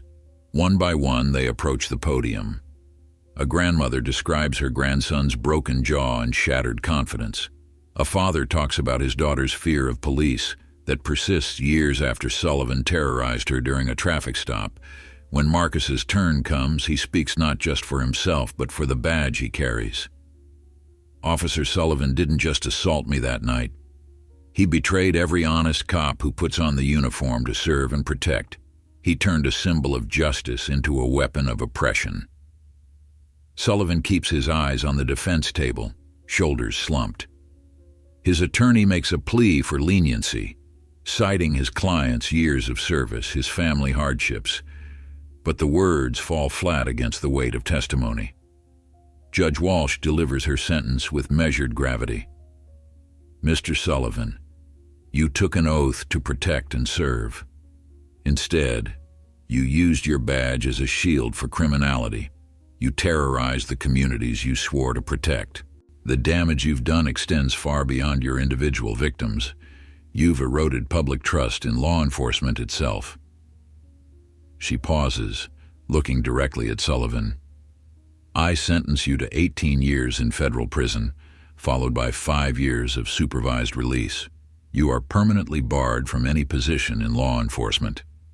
The courtroom erupts. Some victims' families weep with relief. Others shout their approval. Sullivan's wife, sitting in the back row, hurries out. As marshals lead Sullivan away, he finally looks at Marcus. There's no hatred now, just hollow defeat. Outside, the media storm intensifies. Marcus gives a brief statement about accountability and justice, but his mind is already on the conversation he needs to have with Emma about their future. At home that evening, they sit at the kitchen table, hot chocolate warming their hands. "There's something we need to talk about, baby," Marcus begins. Emma, wise beyond her years, sets down her mug. "Are we moving?" He shouldn't be surprised by her perception anymore. "Maybe. They want me to help fix police departments all over the country. But it would mean leaving Chicago, leaving your school, your friends." She considers this seriously. Would we be safer? The question cuts deep. The security details, the threats, the constant vigilance. She's absorbed it all. "I don't know," he admits.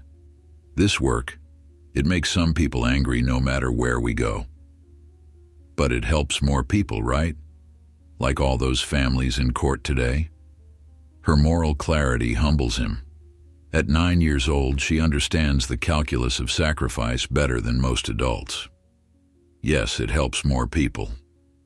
"Then we should do it," she says simply. Ms. Rodriguez says sometimes doing the right thing means giving up what's comfortable. That night, Marcus calls Morrison. "I'll take the position, but I need guarantees about Emma's security, her education." "Done. The AG wants to announce next week. You'll have full resources, hand-picked team. This is going to change everything, Marcus." The weekend passes in a blur of preparation. Marcus meets with community leaders, fellow agents, even some reformed officers like Peters and Mills. The consensus is clear. The work must continue, must expand. Monday brings the announcement. Attorney General Patricia Williams stands at the podium in Washington, Marcus beside her. "Today, we launch the National Police Integrity Task Force. Special Agent Marcus Hayes, whose courage exposed systematic corruption in Chicago, will lead this effort." The questions come rapid fire. How many cities? What powers will the task force have? What about local autonomy? Marcus fields them with practiced calm, but his mind drifts to Emma, watching from her classroom in Chicago. Back home, packing begins. The safe house, their temporary refuge, will soon be someone else's sanctuary. Emma carefully wraps her violin, her school projects, her drawings of heroes and justice. "Do you think Officer Sullivan ever wanted to be good?" she asks suddenly, holding a picture she'd drawn of police helping people. Marcus pauses in his packing. "I think everyone starts out wanting to be good. Sometimes people lose their way. But some find it again, right? Like Officer Peters?" "Yes, baby. Some find their way back." The task force's first case comes before they've even finished moving. Baltimore, allegations of a specialized unit stealing from crime scenes, selling seized drugs back onto the streets. The pattern is eerily familiar. Marcus assembles his team carefully. Sarah Chen as deputy director, Rebecca Martinez as legal counsel, Kim as intelligence coordinator, and surprisingly, Peters requests to join. "I know how these units operate," Peters explains during his interview. "I know the warning signs, the culture. Let me help prevent others from making my mistakes." The Baltimore investigation moves swiftly. With established protocols from Chicago, they identify key witnesses, secure financial records, and build cases against 7 officers. Local FBI coordinates with the task force, creating a model for future operations. But success breeds resistance. The National Police Union denounces the task force as a witch hunt. Political pressure mounts. Death threats arrive at their new office in Washington. One evening, reviewing Baltimore evidence in his new apartment, Marcus gets a call from Judge Walsh. "Thought you should know, Sullivan's appealing. His new lawyer is claiming the task force announcement proves you had an agenda all along." The irony almost makes him laugh. His agenda of expecting police to follow the law they enforce. Emma adjusts to her new school with remarkable resilience. She joins the orchestra, makes friends, continues her projects on justice and civil rights. But Marcus notices how she scans faces in crowds, how she tenses when police cars pass. The Baltimore case breaks open when a young officer, inspired by Mills's testimony in Chicago, comes forward with recordings of his unit planning robberies. The dominoes fall faster this time, indictments within weeks rather than months. At the press conference announcing the Baltimore arrests, a reporter asks Marcus about the personal cost of his work. "My daughter is learning that integrity sometimes requires sacrifice," he answers. "That's a hard lesson, but a necessary one." What he doesn't mention is the nightmares that still wake him, the phantom pain in his ribs when it rains, the hypervigilance that never quite fades, or how Emma sometimes crawls into his bed after bad dreams of her own, whispering, "I'm scared they'll hurt you again." The task force expands rapidly. Detroit requests assistance with investigating a unit accused of framing suspects. Los Angeles needs help with a corruption probe reaching into the highest levels of their department. Each case reveals similar patterns: abuse of power, targeting of minority communities, elaborate systems to hide misconduct. 6 months into the job, Marcus testifies before Congress about the task force's findings. The statistics are staggering. Over 200 officers indicted, millions in stolen assets recovered, dozens of wrongful convictions overturned. "This isn't about being anti-police," he tells the committee. "It's about being pro-integrity. The vast majority of officers serve honorably. Our job is to root out those who don't, to restore public trust in law enforcement." After the hearing, an older congressman approaches him privately. "I was beaten by police in Selma in 1965, he says quietly. "Never thought I'd see the day when the system would hold itself accountable. Thank you." These moments sustain Marcus through the difficult times, the political attacks, the union grievances, the constant security concerns. He's become a symbol, for better and worse. Some see him as a hero reforming a broken system. Others view him as a traitor to the brotherhood of law enforcement. Emma's 10th birthday approaches. She requests a small celebration, just close friends and the task force team that's become like family. As she blows out her candles, Marcus realizes she's spent a quarter of her life under federal protection. "What did you wish for?" Sarah asks. Emma smiles mysteriously. "Can't tell, or it won't come true." Later, cleaning up, Marcus finds her wish list for Santa. At the top, for Daddy to not need bodyguards anymore. The Chicago case continues reverberating. Harrison's testimony leads to the state senator's conviction. Vaughn, the developer, gets 12 years for bribery and conspiracy. The city implements sweeping reforms, civilian oversight boards, mandatory body cameras, new use of force policies. Peters calls with updates from the Reform Commission. Applications to the police academy are up 30%. More diverse candidates than ever. People want to be part of the solution now. Its progress slow but undeniable. The task force's success spawns similar initiatives in other countries. Marcus receives requests to speak at international law enforcement conferences to share lessons learned, but the threats persist. A sophisticated attempt to hack the task force's computers is traced to a group of former officers under investigation. An envelope containing white powder arrives at Emma's school, triggering evacuation. It's harmless, but the message is clear: nowhere is completely safe. "Maybe we should consider witness protection," Morrison suggests after the school incident. Marcus refuses. "That's not the message we send. We don't hide from corruption. We expose it." Still, he doubles Emma's security detail and enrolls her in self-defense classes. She takes to them with determination, her small frame learning to use momentum and leverage against larger opponents. "Just like David and Goliath," she tells him after mastering a hip throw. "Size doesn't matter if you know where to strike." The task force's 1-year anniversary brings reflection. They've investigated 17 major departments, secured over 300 convictions, implemented reform protocols adopted by dozens of cities. But Marcus knows it's just the beginning. At the anniversary press conference, a young reporter asks what keeps him going despite the personal costs. Marcus thinks of Emma's wish list, of the grandmother in Chicago who finally got justice for her grandson, of Peters transforming from bystander to reformer. Every officer who chooses integrity over silence, every victim who sees justice served, every child who grows up trusting rather than fearing police, that's what keeps me going. We're not just changing policies, we're changing culture. That evening, reviewing cases in his home office, Marcus gets a text from Emma. Watching your press conference for social studies, Ms. Davidson says you're making history. I told her you're just being my dad. He smiles, knowing that's the highest compliment she could give. The work continues.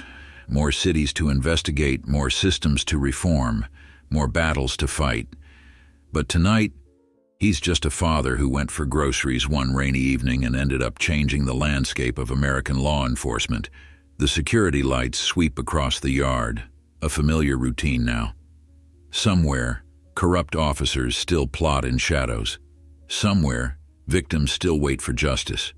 Somewhere, idealistic rookies put on badges for the first time, hoping to make a difference. And in Washington, D.C., Marcus Hayes prepares for another day of ensuring they can. 3 years into leading the National Police Integrity Task Force, Marcus Hayes sits in a Cincinnati hotel room, reviewing evidence for tomorrow's testimony in yet another corruption trial. The television plays silently, showing footage from the latest reform protest in Philadelphia. His reflection in the darkened window looks older, weathered by countless investigations, trials, and threats. His secure phone rings. It's Sarah Chen, now Deputy Director, calling from Task Force headquarters. We've got a situation. Chicago PD intercepted chatter about a coordinated attack on your security detail.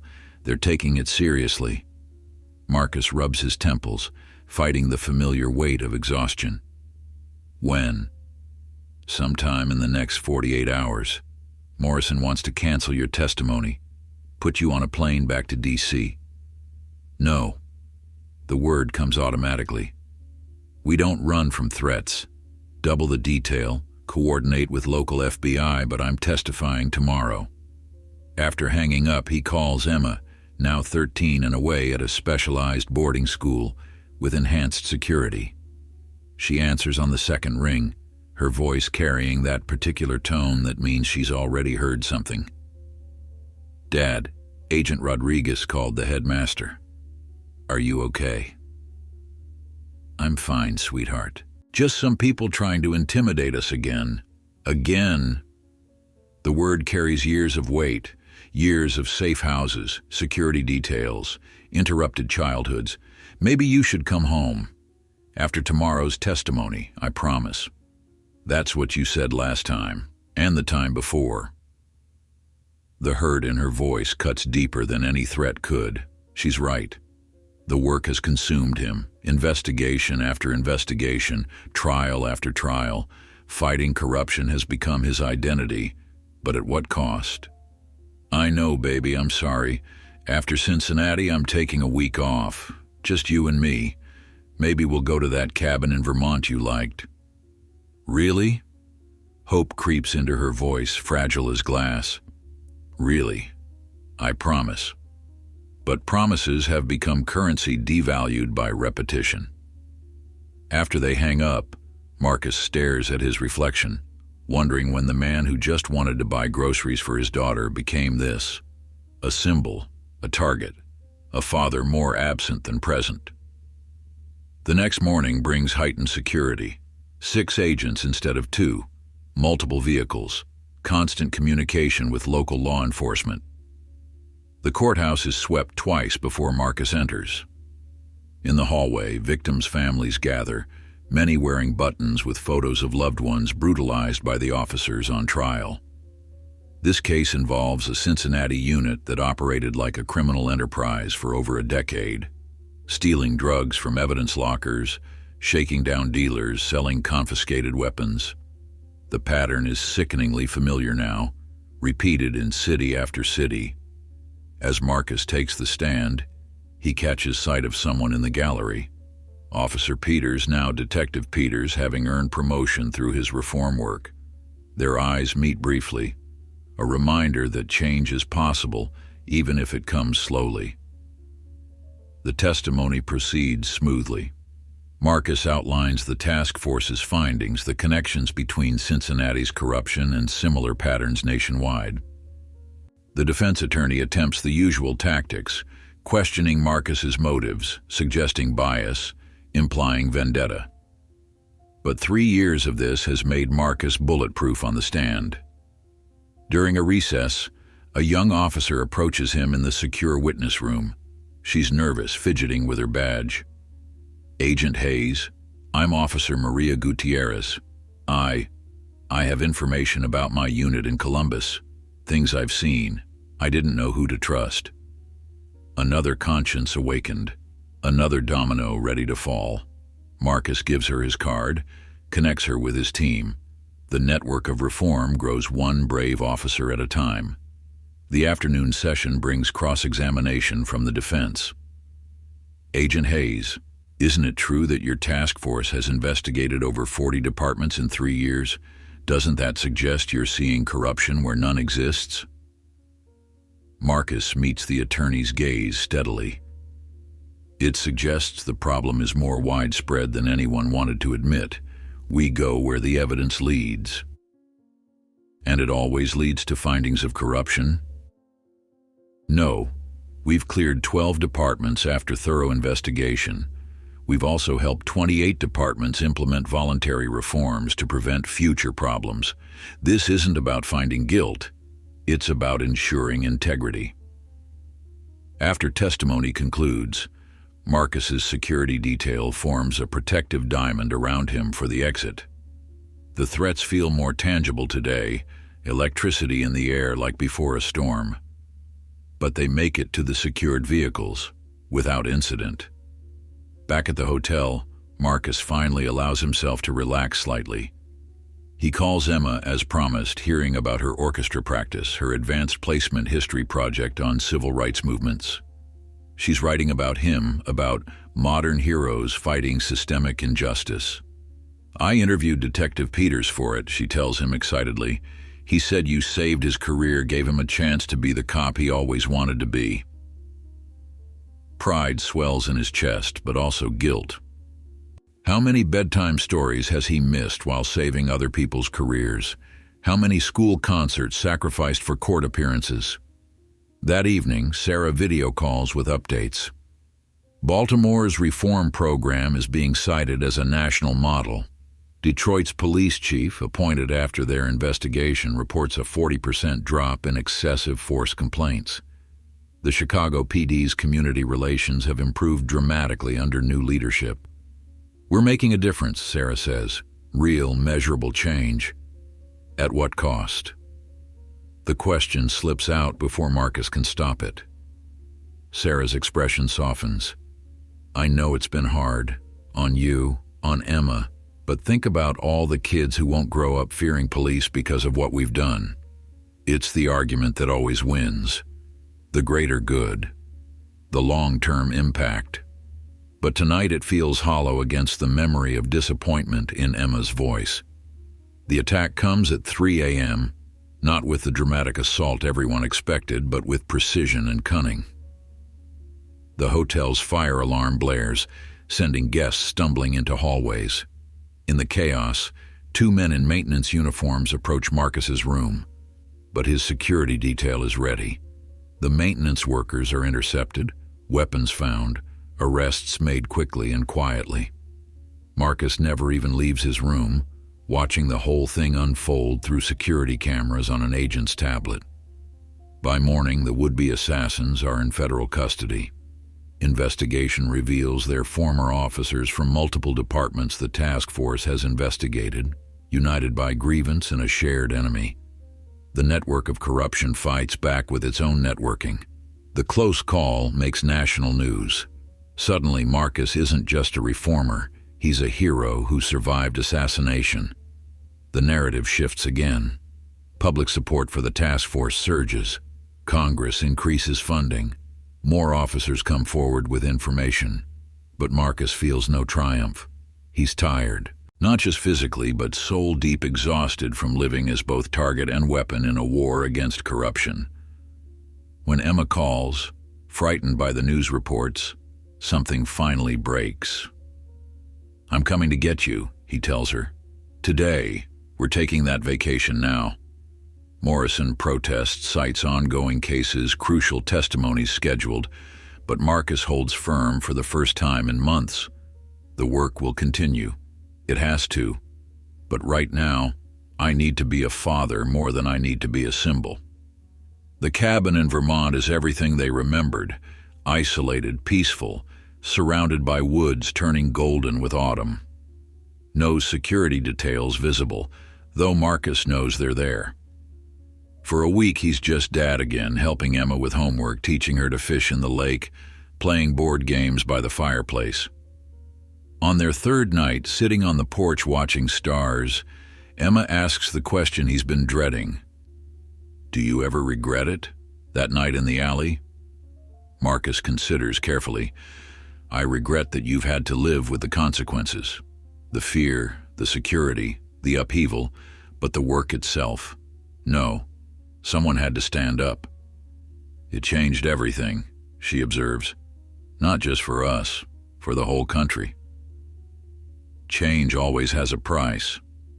Ms. Rodriguez says that's what makes it valuable. If it were easy, everyone would do it. Her teacher's wisdom, filtered through teenage understanding, hits him with unexpected force. They sit in comfortable silence, listening to night sounds, until Emma speaks again. "I'm proud of you, Dad. Even when I'm mad about missing you. Even when I'm scared. I'm proud that you're my father." The words wash over him like absolution. All the missed moments, the fear, the sacrifices, they matter, but they don't define everything. His daughter sees him clearly and chooses pride over resentment. They return to Washington refreshed, recommitted. The work continues, but with better balance. Marcus institutes new policies for the task force, mandatory time off, mental health support, family counseling services, taking care of the reformers, not just the reforms. 6 months later, testifying before a Senate committee on police reform legislation, Marcus faces familiar questions about the personal toll of his work, but his answer has evolved. "Yes, there have been sacrifices. My daughter has grown up under protection that no child should need. We've faced threats, attempts on our lives. But here's what I've learned. The personal and the professional aren't separate in this work. Taking care of our families, our mental health, our humanity, that's not contrary to the mission. It's essential to it." The legislation passes with bipartisan support, mandating independent oversight for all major police departments, creating national standards for use of force, establishing whistleblower protections for officers who report misconduct. At the signing ceremony, the president mentions Marcus by name. Special Agent Hayes reminds us that courage isn't the absence of fear or sacrifice, it's acting despite them. His work, and the work of countless others inspired by his example, has made our nation more just. But the moment that matters most comes later, at Emma's school concert. She performs a violin solo, complex, beautiful, confident. From his seat in the audience, protected but present, Marcus watches his daughter command the stage. Afterward, as families mingle in the reception area, Emma introduces him to her friends without hesitation or qualification. "This is my dad," she says simply, and in those words, Marcus hears everything that matters. The threats continue. The work remains unfinished. There are still corrupt officers, still systems resistant to change, still victims waiting for justice. But something fundamental has shifted. The task force has become institutionalized, reform has momentum, and Marcus has learned that changing the world doesn't require sacrificing everything that makes life worth living. That night, reviewing cases in his home office, Marcus gets a text from Peters. "Thanks to you, I became the cop I always wanted to be. But more importantly, I became the father my kids deserve. That's the real reform." Marcus smiles, understanding completely. The beaten man in that Chicago alley couldn't have imagined this future, where his bruises would spark nationwide reform, where his daughter would find strength in his example, where corruption would fear exposure more than reformers fear retaliation. The security lights sweep across the yard, familiar as breathing now. Somewhere, corrupt officers still plot. Somewhere, victims still suffer. Somewhere, idealistic rookies put on badges for the first time. The work continues, endless but no longer all-consuming. Marcus Hayes has learned the hardest lesson of all, that changing systems requires patience, but living within them requires balance. He's no longer just the man who survived that alley or the agent who brought down corruption networks. He's a father who found his way back to what matters most, while still fighting for what's right. Tomorrow brings new cases, new challenges, new threats. But tonight, he's at peace with the choices that brought him here, grateful for the bruises that became building blocks for something better. The rain that fell that night in Chicago has long since dried, but the seeds it planted continue to grow, nurtured by those brave enough to tend them. The call comes at 2:47 a.m., jolting Marcus Hayes from the deepest sleep he's had in months. Sarah Chen's voice carries an urgency that immediately clears his mind. "Marcus, it's Emma. There's been an incident at the school." The words hit like ice water. Emma's boarding school in Maryland was supposed to be secure, vetted by the FBI, protected by discreet security measures. What happened? Someone got past security. They found him in her dorm hallway. He had surveillance photos of you, of her, of your team. The security detail intercepted him before he reached her room, but Marcus, he was a cop. Baltimore PD, one of the officers from the unit we're investigating. Marcus is already pulling on clothes, his hands steady despite the fear coursing through him. "Is she hurt?" "No, she's safe. Shaken up, but safe. She's asking for you." The helicopter ride to Maryland takes 32 minutes that feel like hours. Marcus stares out at the dark landscape below, his mind racing through possibilities, implications, failures in their security protocols. After 5 years of leading the task force, after all the precautions, someone still got too close to his daughter. At the school, Emma sits in the headmaster's office, wrapped in a blanket, an FBI agent on either side.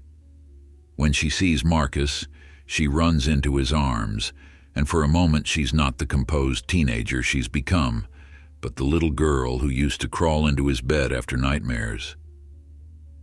"I'm sorry," she whispers against his chest. "I heard noises and looked out my door. I saw him and knew something was wrong, so I hit the panic button like you taught me. You did everything right, baby. Everything right." The would-be intruder is in custody, a 15-year veteran of Baltimore PD named Detective Michael Reeves. The surveillance photos found on him are detailed, recent. Someone's been watching them for weeks, maybe months. The security breach represents a fundamental failure in their protective measures. By dawn, Marcus makes a decision that's been building for months. In the headmaster's office, with Emma beside him and Sarah on video call, he speaks the words that will reshape everything. "I'm stepping down as task force director." Sarah's protest is immediate. "Marcus, no. This is exactly what they want. You can't let them win. This isn't about winning or losing anymore, Sarah. It's about what matters most." He looks at Emma, sees understanding in her eyes. The task force doesn't need me to continue. We've built something that can survive any one person. But Emma needs her father, and I need to be able to protect her without turning her life into a fortress. The announcement sends shockwaves through law enforcement circles. Some see it as surrender, others as a strategic retreat. But Marcus knows it's neither. It's a recalibration of priorities that's been long overdue. 2 weeks later, they move to a modest house in a quiet suburb of Denver, chosen for its anonymity rather than security features. Emma enrolls in public school under her mother's maiden name. The protective detail is reduced, but not eliminated. Some realities can't be wished away. Marcus accepts a position as a senior consultant to the DOJ, working remotely, traveling only when absolutely necessary. It's a step back from the front lines, but not a retreat from the fight. His first assignment is reviewing reform implementation in mid-sized departments, the often overlooked agencies where corruption can flourish in shadows. The first month in Denver brings unexpected peace. Emma joins the school orchestra, makes friends who know nothing about her father's work. Marcus attends parent-teacher conferences without a security detail, helps with homework without checking his secure phone every 5 minutes. But the work continues to find him. Peters, now heading Chicago's Police Reform Commission, calls with updates. Mills has been promoted to training commander, redesigning academy curriculum to emphasize ethics and de-escalation. The networks of reform they've built are self-sustaining now, spreading change organically. 3 months into their new life, Marcus receives an unexpected visitor. Officer Gutierrez from Columbus, the nervous young cop who approached him in Cincinnati, stands on his doorstep in civilian clothes. She's driven 12 hours to see him. "I filed the complaint," she tells him, sitting at his kitchen table, hands wrapped around a coffee mug. "About my unit, Internal Affairs opened an investigation. 3 officers have already been suspended." "That took courage," Marcus says, recognizing the fear and determination warring in her eyes. "You gave me that courage. In Cincinnati, you told me that silence is complicity. I couldn't stay silent anymore." She pauses, gathering herself. "But now I'm getting threats. My kids are getting followed to school. I didn't know who else to turn to." Marcus makes some calls. By evening, Gutierrez and her family are under federal protection, her case transferred to the task force.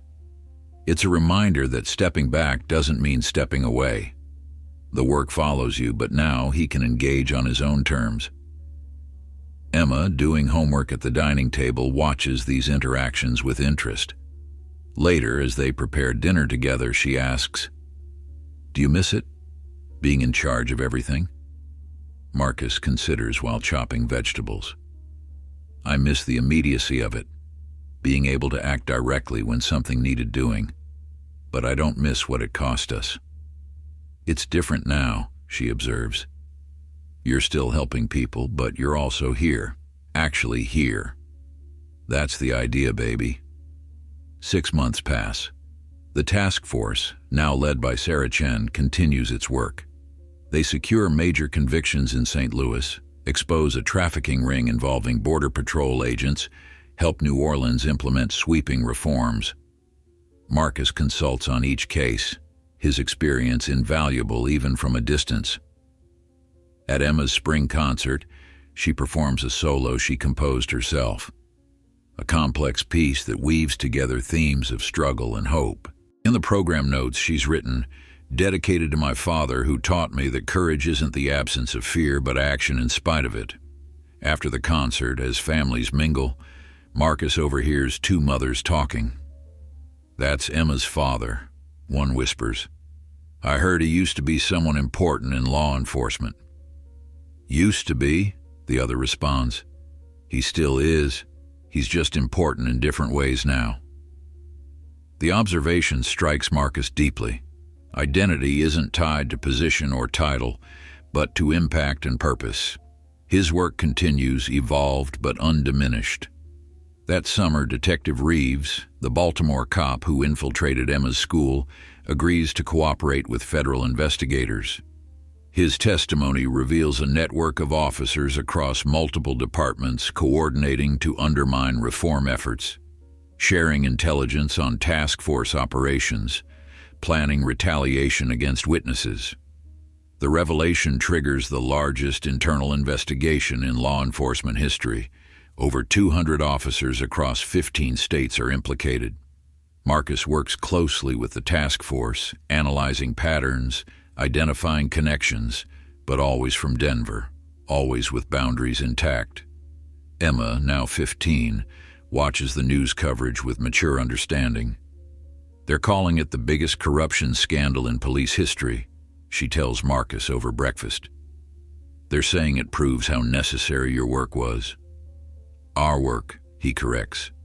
You were part of this from the beginning. Every sacrifice you made, every time you were brave when you were scared, that was part of making this possible. She smiles, a mix of teenage self-consciousness and genuine pride. So we're both heroes? We're both people who did what needed doing. The investigation leads to a congressional hearing on police reform.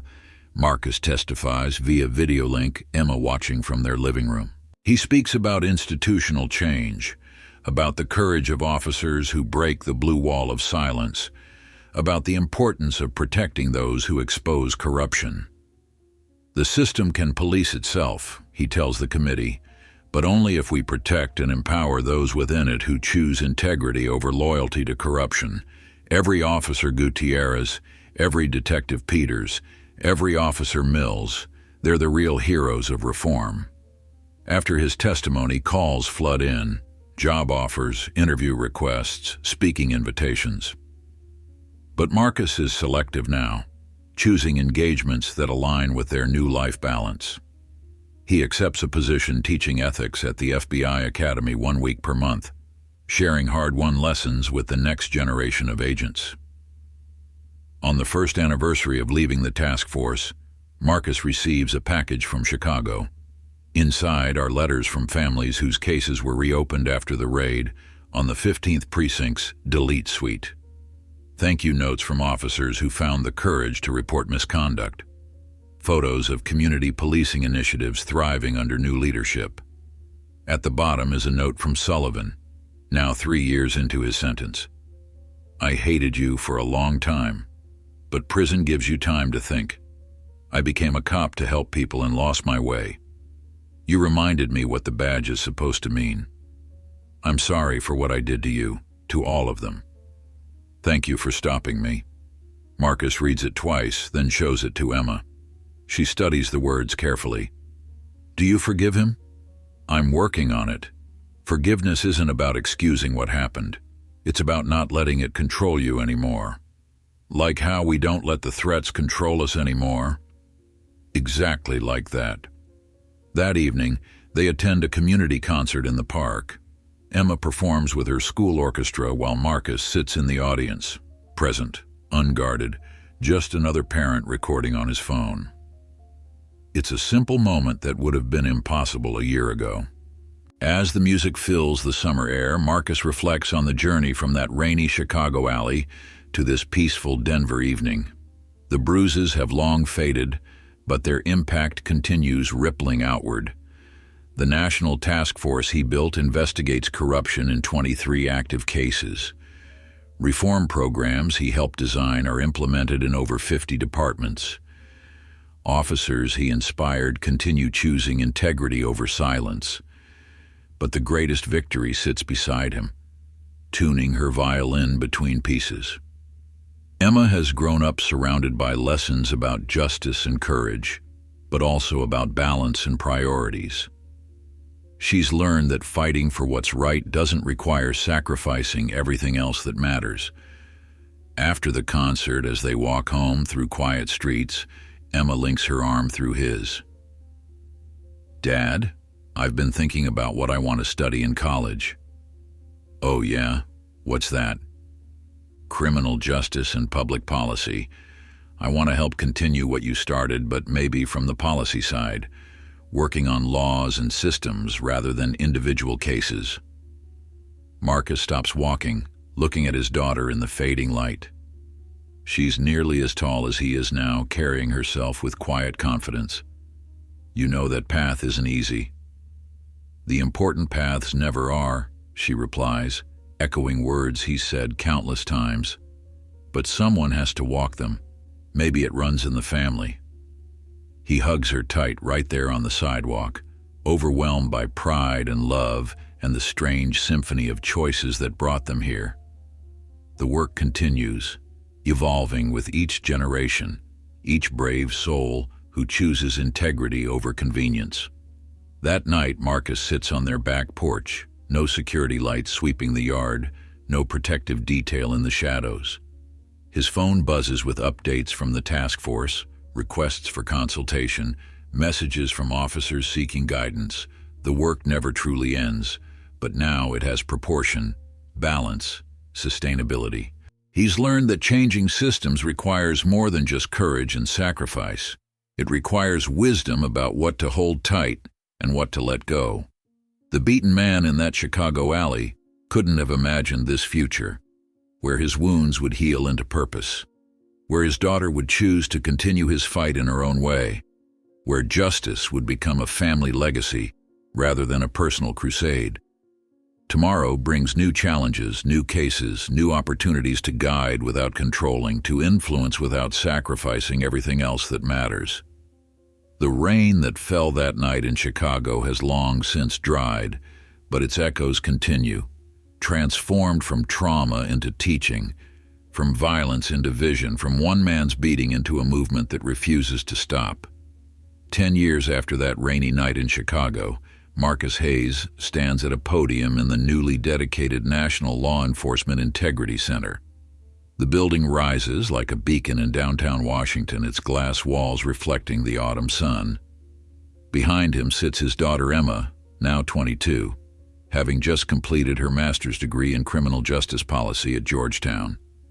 The audience fills the auditorium to capacity. FBI directors, police chiefs, reform advocates, and surviving victims of police brutality.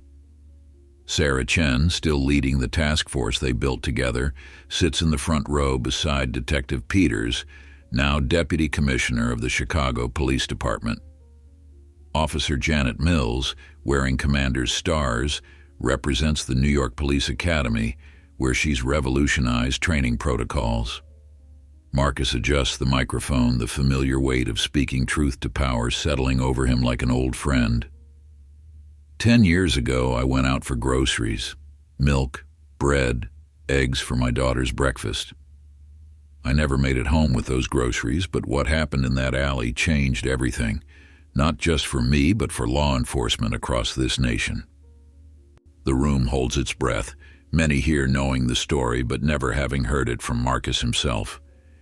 He rarely speaks publicly about that night anymore, preferring to focus on the work rather than the wound that started it all. Officer Derek Sullivan thought he was beating just another black man who didn't know his place. He didn't know I was FBI, investigating corruption in his department. But more importantly, he didn't know that his violence would spark the largest law enforcement reform movement in American history. Emma watches her father, remembering fragments of that time, the bruises that took weeks to fade, the security details that became their constant shadows, the way their life split into before and after. She was only 12 then, old enough to understand danger, but too young to grasp how profoundly their world would change. Today, we dedicate this center to a simple truth. Accountability isn't the enemy of good policing. It's the foundation of it. In 10 years, we've investigated over 200 police departments, secured more than 500 convictions for corruption and civil rights violations, and helped implement reform programs that have fundamentally changed how law enforcement operates in this country. The statistics roll off his tongue, but Marcus knows the real measure isn't in numbers, but in lives changed. In the audience sits Maria Vasquez, whose brother's case was finally resolved after 26 years. Beside her, a young officer from Baltimore, who reported corruption in his unit after attending one of Marcus's FBI Academy lectures. But this isn't about me. It's about every officer who chose integrity over silence, every victim who found the courage to speak up, every citizen who demanded better from those sworn to protect them. This center will continue that work, providing resources for oversight, training for ethical policing, and support for those who expose corruption. As he speaks, Emma reflects on how their journey has shaped her own path. Her thesis on systemic reform in law enforcement, informed by years of watching her father balance justice with humanity, has already been picked up by several policy institutes.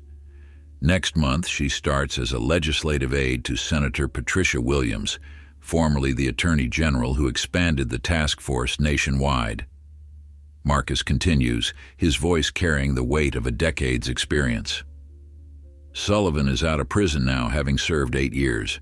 He wrote to me last month, asking if he could volunteer at this center, help train officers about the dangers of prejudice and abuse of power. I told him yes. A murmur runs through the crowd. This is news to most, even to Emma. She sees several audience members shift uncomfortably, but her father presses on. Redemption has to be part of reform. If we believe systems can change, we must believe people can too.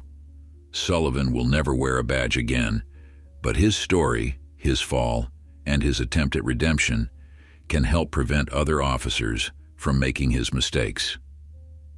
The speech continues, outlining the center's mission, a national database of police misconduct, accessible to all departments to prevent bad officers from simply moving jurisdictions, a whistleblower protection program for law enforcement, mandatory integrity training for all federal law enforcement, and community liaison programs to rebuild trust between police and the neighborhoods they serve.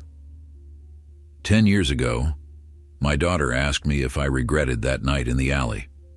I told her I regretted what she had to endure because of it, the fear, the disruption, the childhood spent under protection, but I never regretted standing up.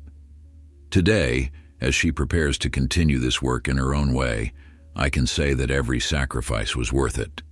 Emma feels tears threatening as her father's eyes find hers in the crowd. She remembers the nights he wasn't there, the concerts missed, the constant security, but she also remembers the letters from grateful families, the officers who thanked him for showing them a better way, the gradual shift from fear to hope in communities across the country. The work isn't finished, Marcus continues. It never will be. Each generation must recommit to justice, to integrity, to the belief that power must always be accountable to those it serves. But today we have tools, systems, and most importantly, people committed to that vision in ways that didn't exist a decade ago. As he concludes his speech, the audience rises in sustained applause. Marcus steps down from the podium, immediately surrounded by well-wishers and old colleagues, but his path leads him to Emma, who stands to embrace him. "I'm proud of you, Dad," she whispers, echoing words from years ago on a cabin porch in Vermont. "I'm proud of us," he replies, and she understands he means not just the two of them, but everyone in this room who chose the harder path. The reception buzzes with energy. Sarah Chen catches up with Marcus, updating him on the task force's latest victory, a multi-state corruption ring exposed by officers who came forward after attending integrity training. Peter shares news from Chicago, where community policing initiatives have reduced both crime and complaints against officers by 40%. Emma finds herself pulled into conversations with policymakers and reform advocates, her fresh perspective and deep understanding of the issues making immediate impressions. Senator Williams takes her aside, discussing draft legislation on national police oversight standards. "Your father changed how we think about law enforcement accountability," Williams tells her, "but you might change how we implement it." Policy is where individual courage becomes institutional change. As the evening progresses, Marcus notices Sullivan standing uncertainly near the entrance, clearly invited but hesitant to fully enter. Their eyes meet across the room, and Marcus excuses himself from his current conversation. The man who brutalized him 10 years ago looks older, grayer, humbled by time and consequence. They shake hands, a gesture that would have seemed impossible in that alley. "Thank you for letting me be part of this," Sullivan says quietly. "I know I can't undo what I did, but maybe I can help prevent others from going down that path." "That's all any of us can do," Marcus replies. "Learn from our mistakes and help others avoid them." Emma watches this interaction from across the room, marveling at her father's capacity for grace. This is perhaps the most important lesson he's taught her, that justice isn't about vengeance, but about transformation, not just of systems, but of people. As the reception winds down, Emma finds herself on the building's terrace with her father, looking out over the city lights.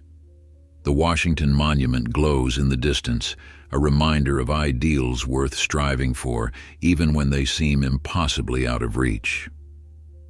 "Do you ever think about what would have happened if Sullivan hadn't stopped you that night?" she asks. Marcus considers this alternate timeline. "I would have finished my investigation eventually. Sullivan's unit would have been exposed through traditional channels, but it might have taken years longer. Hundreds more victims. And the national conversation about police reform might never have reached this critical mass." So in a way, his prejudice created its own downfall. Prejudice usually does. It blinds people to consequences, makes them overreach. Sullivan thought he was untouchable because he'd always been protected by the system. He didn't realize he was attacking someone who understood that system better than he did. Emma nods, thinking about her upcoming work with Senator Williams. "I want to focus on prevention, not just punishment. Better screening, better training, better oversight from the beginning, so fewer people have to go through what we did." "That's the next frontier," Marcus agrees. "We've gotten better at accountability, but true reform means creating systems where abuse is less likely to occur in the first place." They stand in comfortable silence for a moment, watching the city pulse with life below. Then Emma asks the question that's been forming all evening. "Do you think we've really changed things, or are we just pushing the problem around, making it hide better?" Marcus turns to face his daughter, seeing in her the same determination that's driven him for a decade. Change is never complete or perfect. There will always be those who abuse power, always be a need for vigilance. But look at Peters, at Mills, at all the officers here tonight who chose integrity. Look at the communities that trust their police again. Look at yourself, taking this fight to the next level. That's real change. The dedication ceremony concludes with the unveiling of a plaque at the center's entrance. It reads, "Dedicated to all who speak truth to power, who choose integrity over silence, and who believe that justice requires constant vigilance. Inspired by the courage of those who refuse to let fear defeat hope." As guests depart, Marcus walks through the building one more time. The halls display photos and stories from the past decade, reform departments, convicted corrupt officers, communities rebuilding trust. His own story is there too, but just one among many, which is exactly as it should be. Emma joins him in front of a photo from that night in Chicago, a grainy security camera image showing a figure in a leather jacket facing 3 officers in the rain. It's captioned simply, "The night everything changed." "It's strange seeing it like this," she says, "like it's history instead of our life." "It is history now," Marcus replies. "History we lived, history we made, history others will build on." Tomorrow, Emma starts her new job on Capitol Hill. Marcus returns to Denver, where he's expanding his FBI Academy course into a full curriculum on ethical law enforcement. The task force continues its work under Sarah's leadership. The center opens its doors to its first training class. But tonight, father and daughter stand together in this monument to accountability, to courage, to the belief that systems can change if people are brave enough to demand it.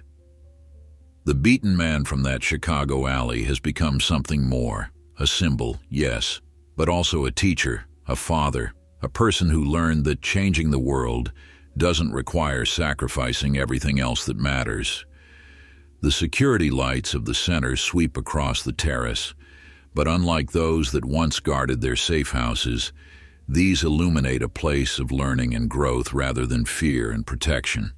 Somewhere in Chicago, officers patrol with body cameras and civilian oversight. Somewhere in Baltimore, a police academy class studies ethics and de-escalation. Somewhere in America, a young officer sees misconduct and knows there's a safe way to report it. The rain that fell that night in Chicago has long since dried, but its ripples continue expanding outward. A beating became a movement. A victim became a reformer. A daughter grew up to continue her father's work in her own way. And a nation inches closer to the ideal that justice should be blind to everything except truth. As they leave the building, Emma takes her father's arm, just as she did that night in Denver years ago. "Ready for the next chapter?" she asks. Marcus smiles, thinking of all the chapters already written, all the ones yet to come. Always.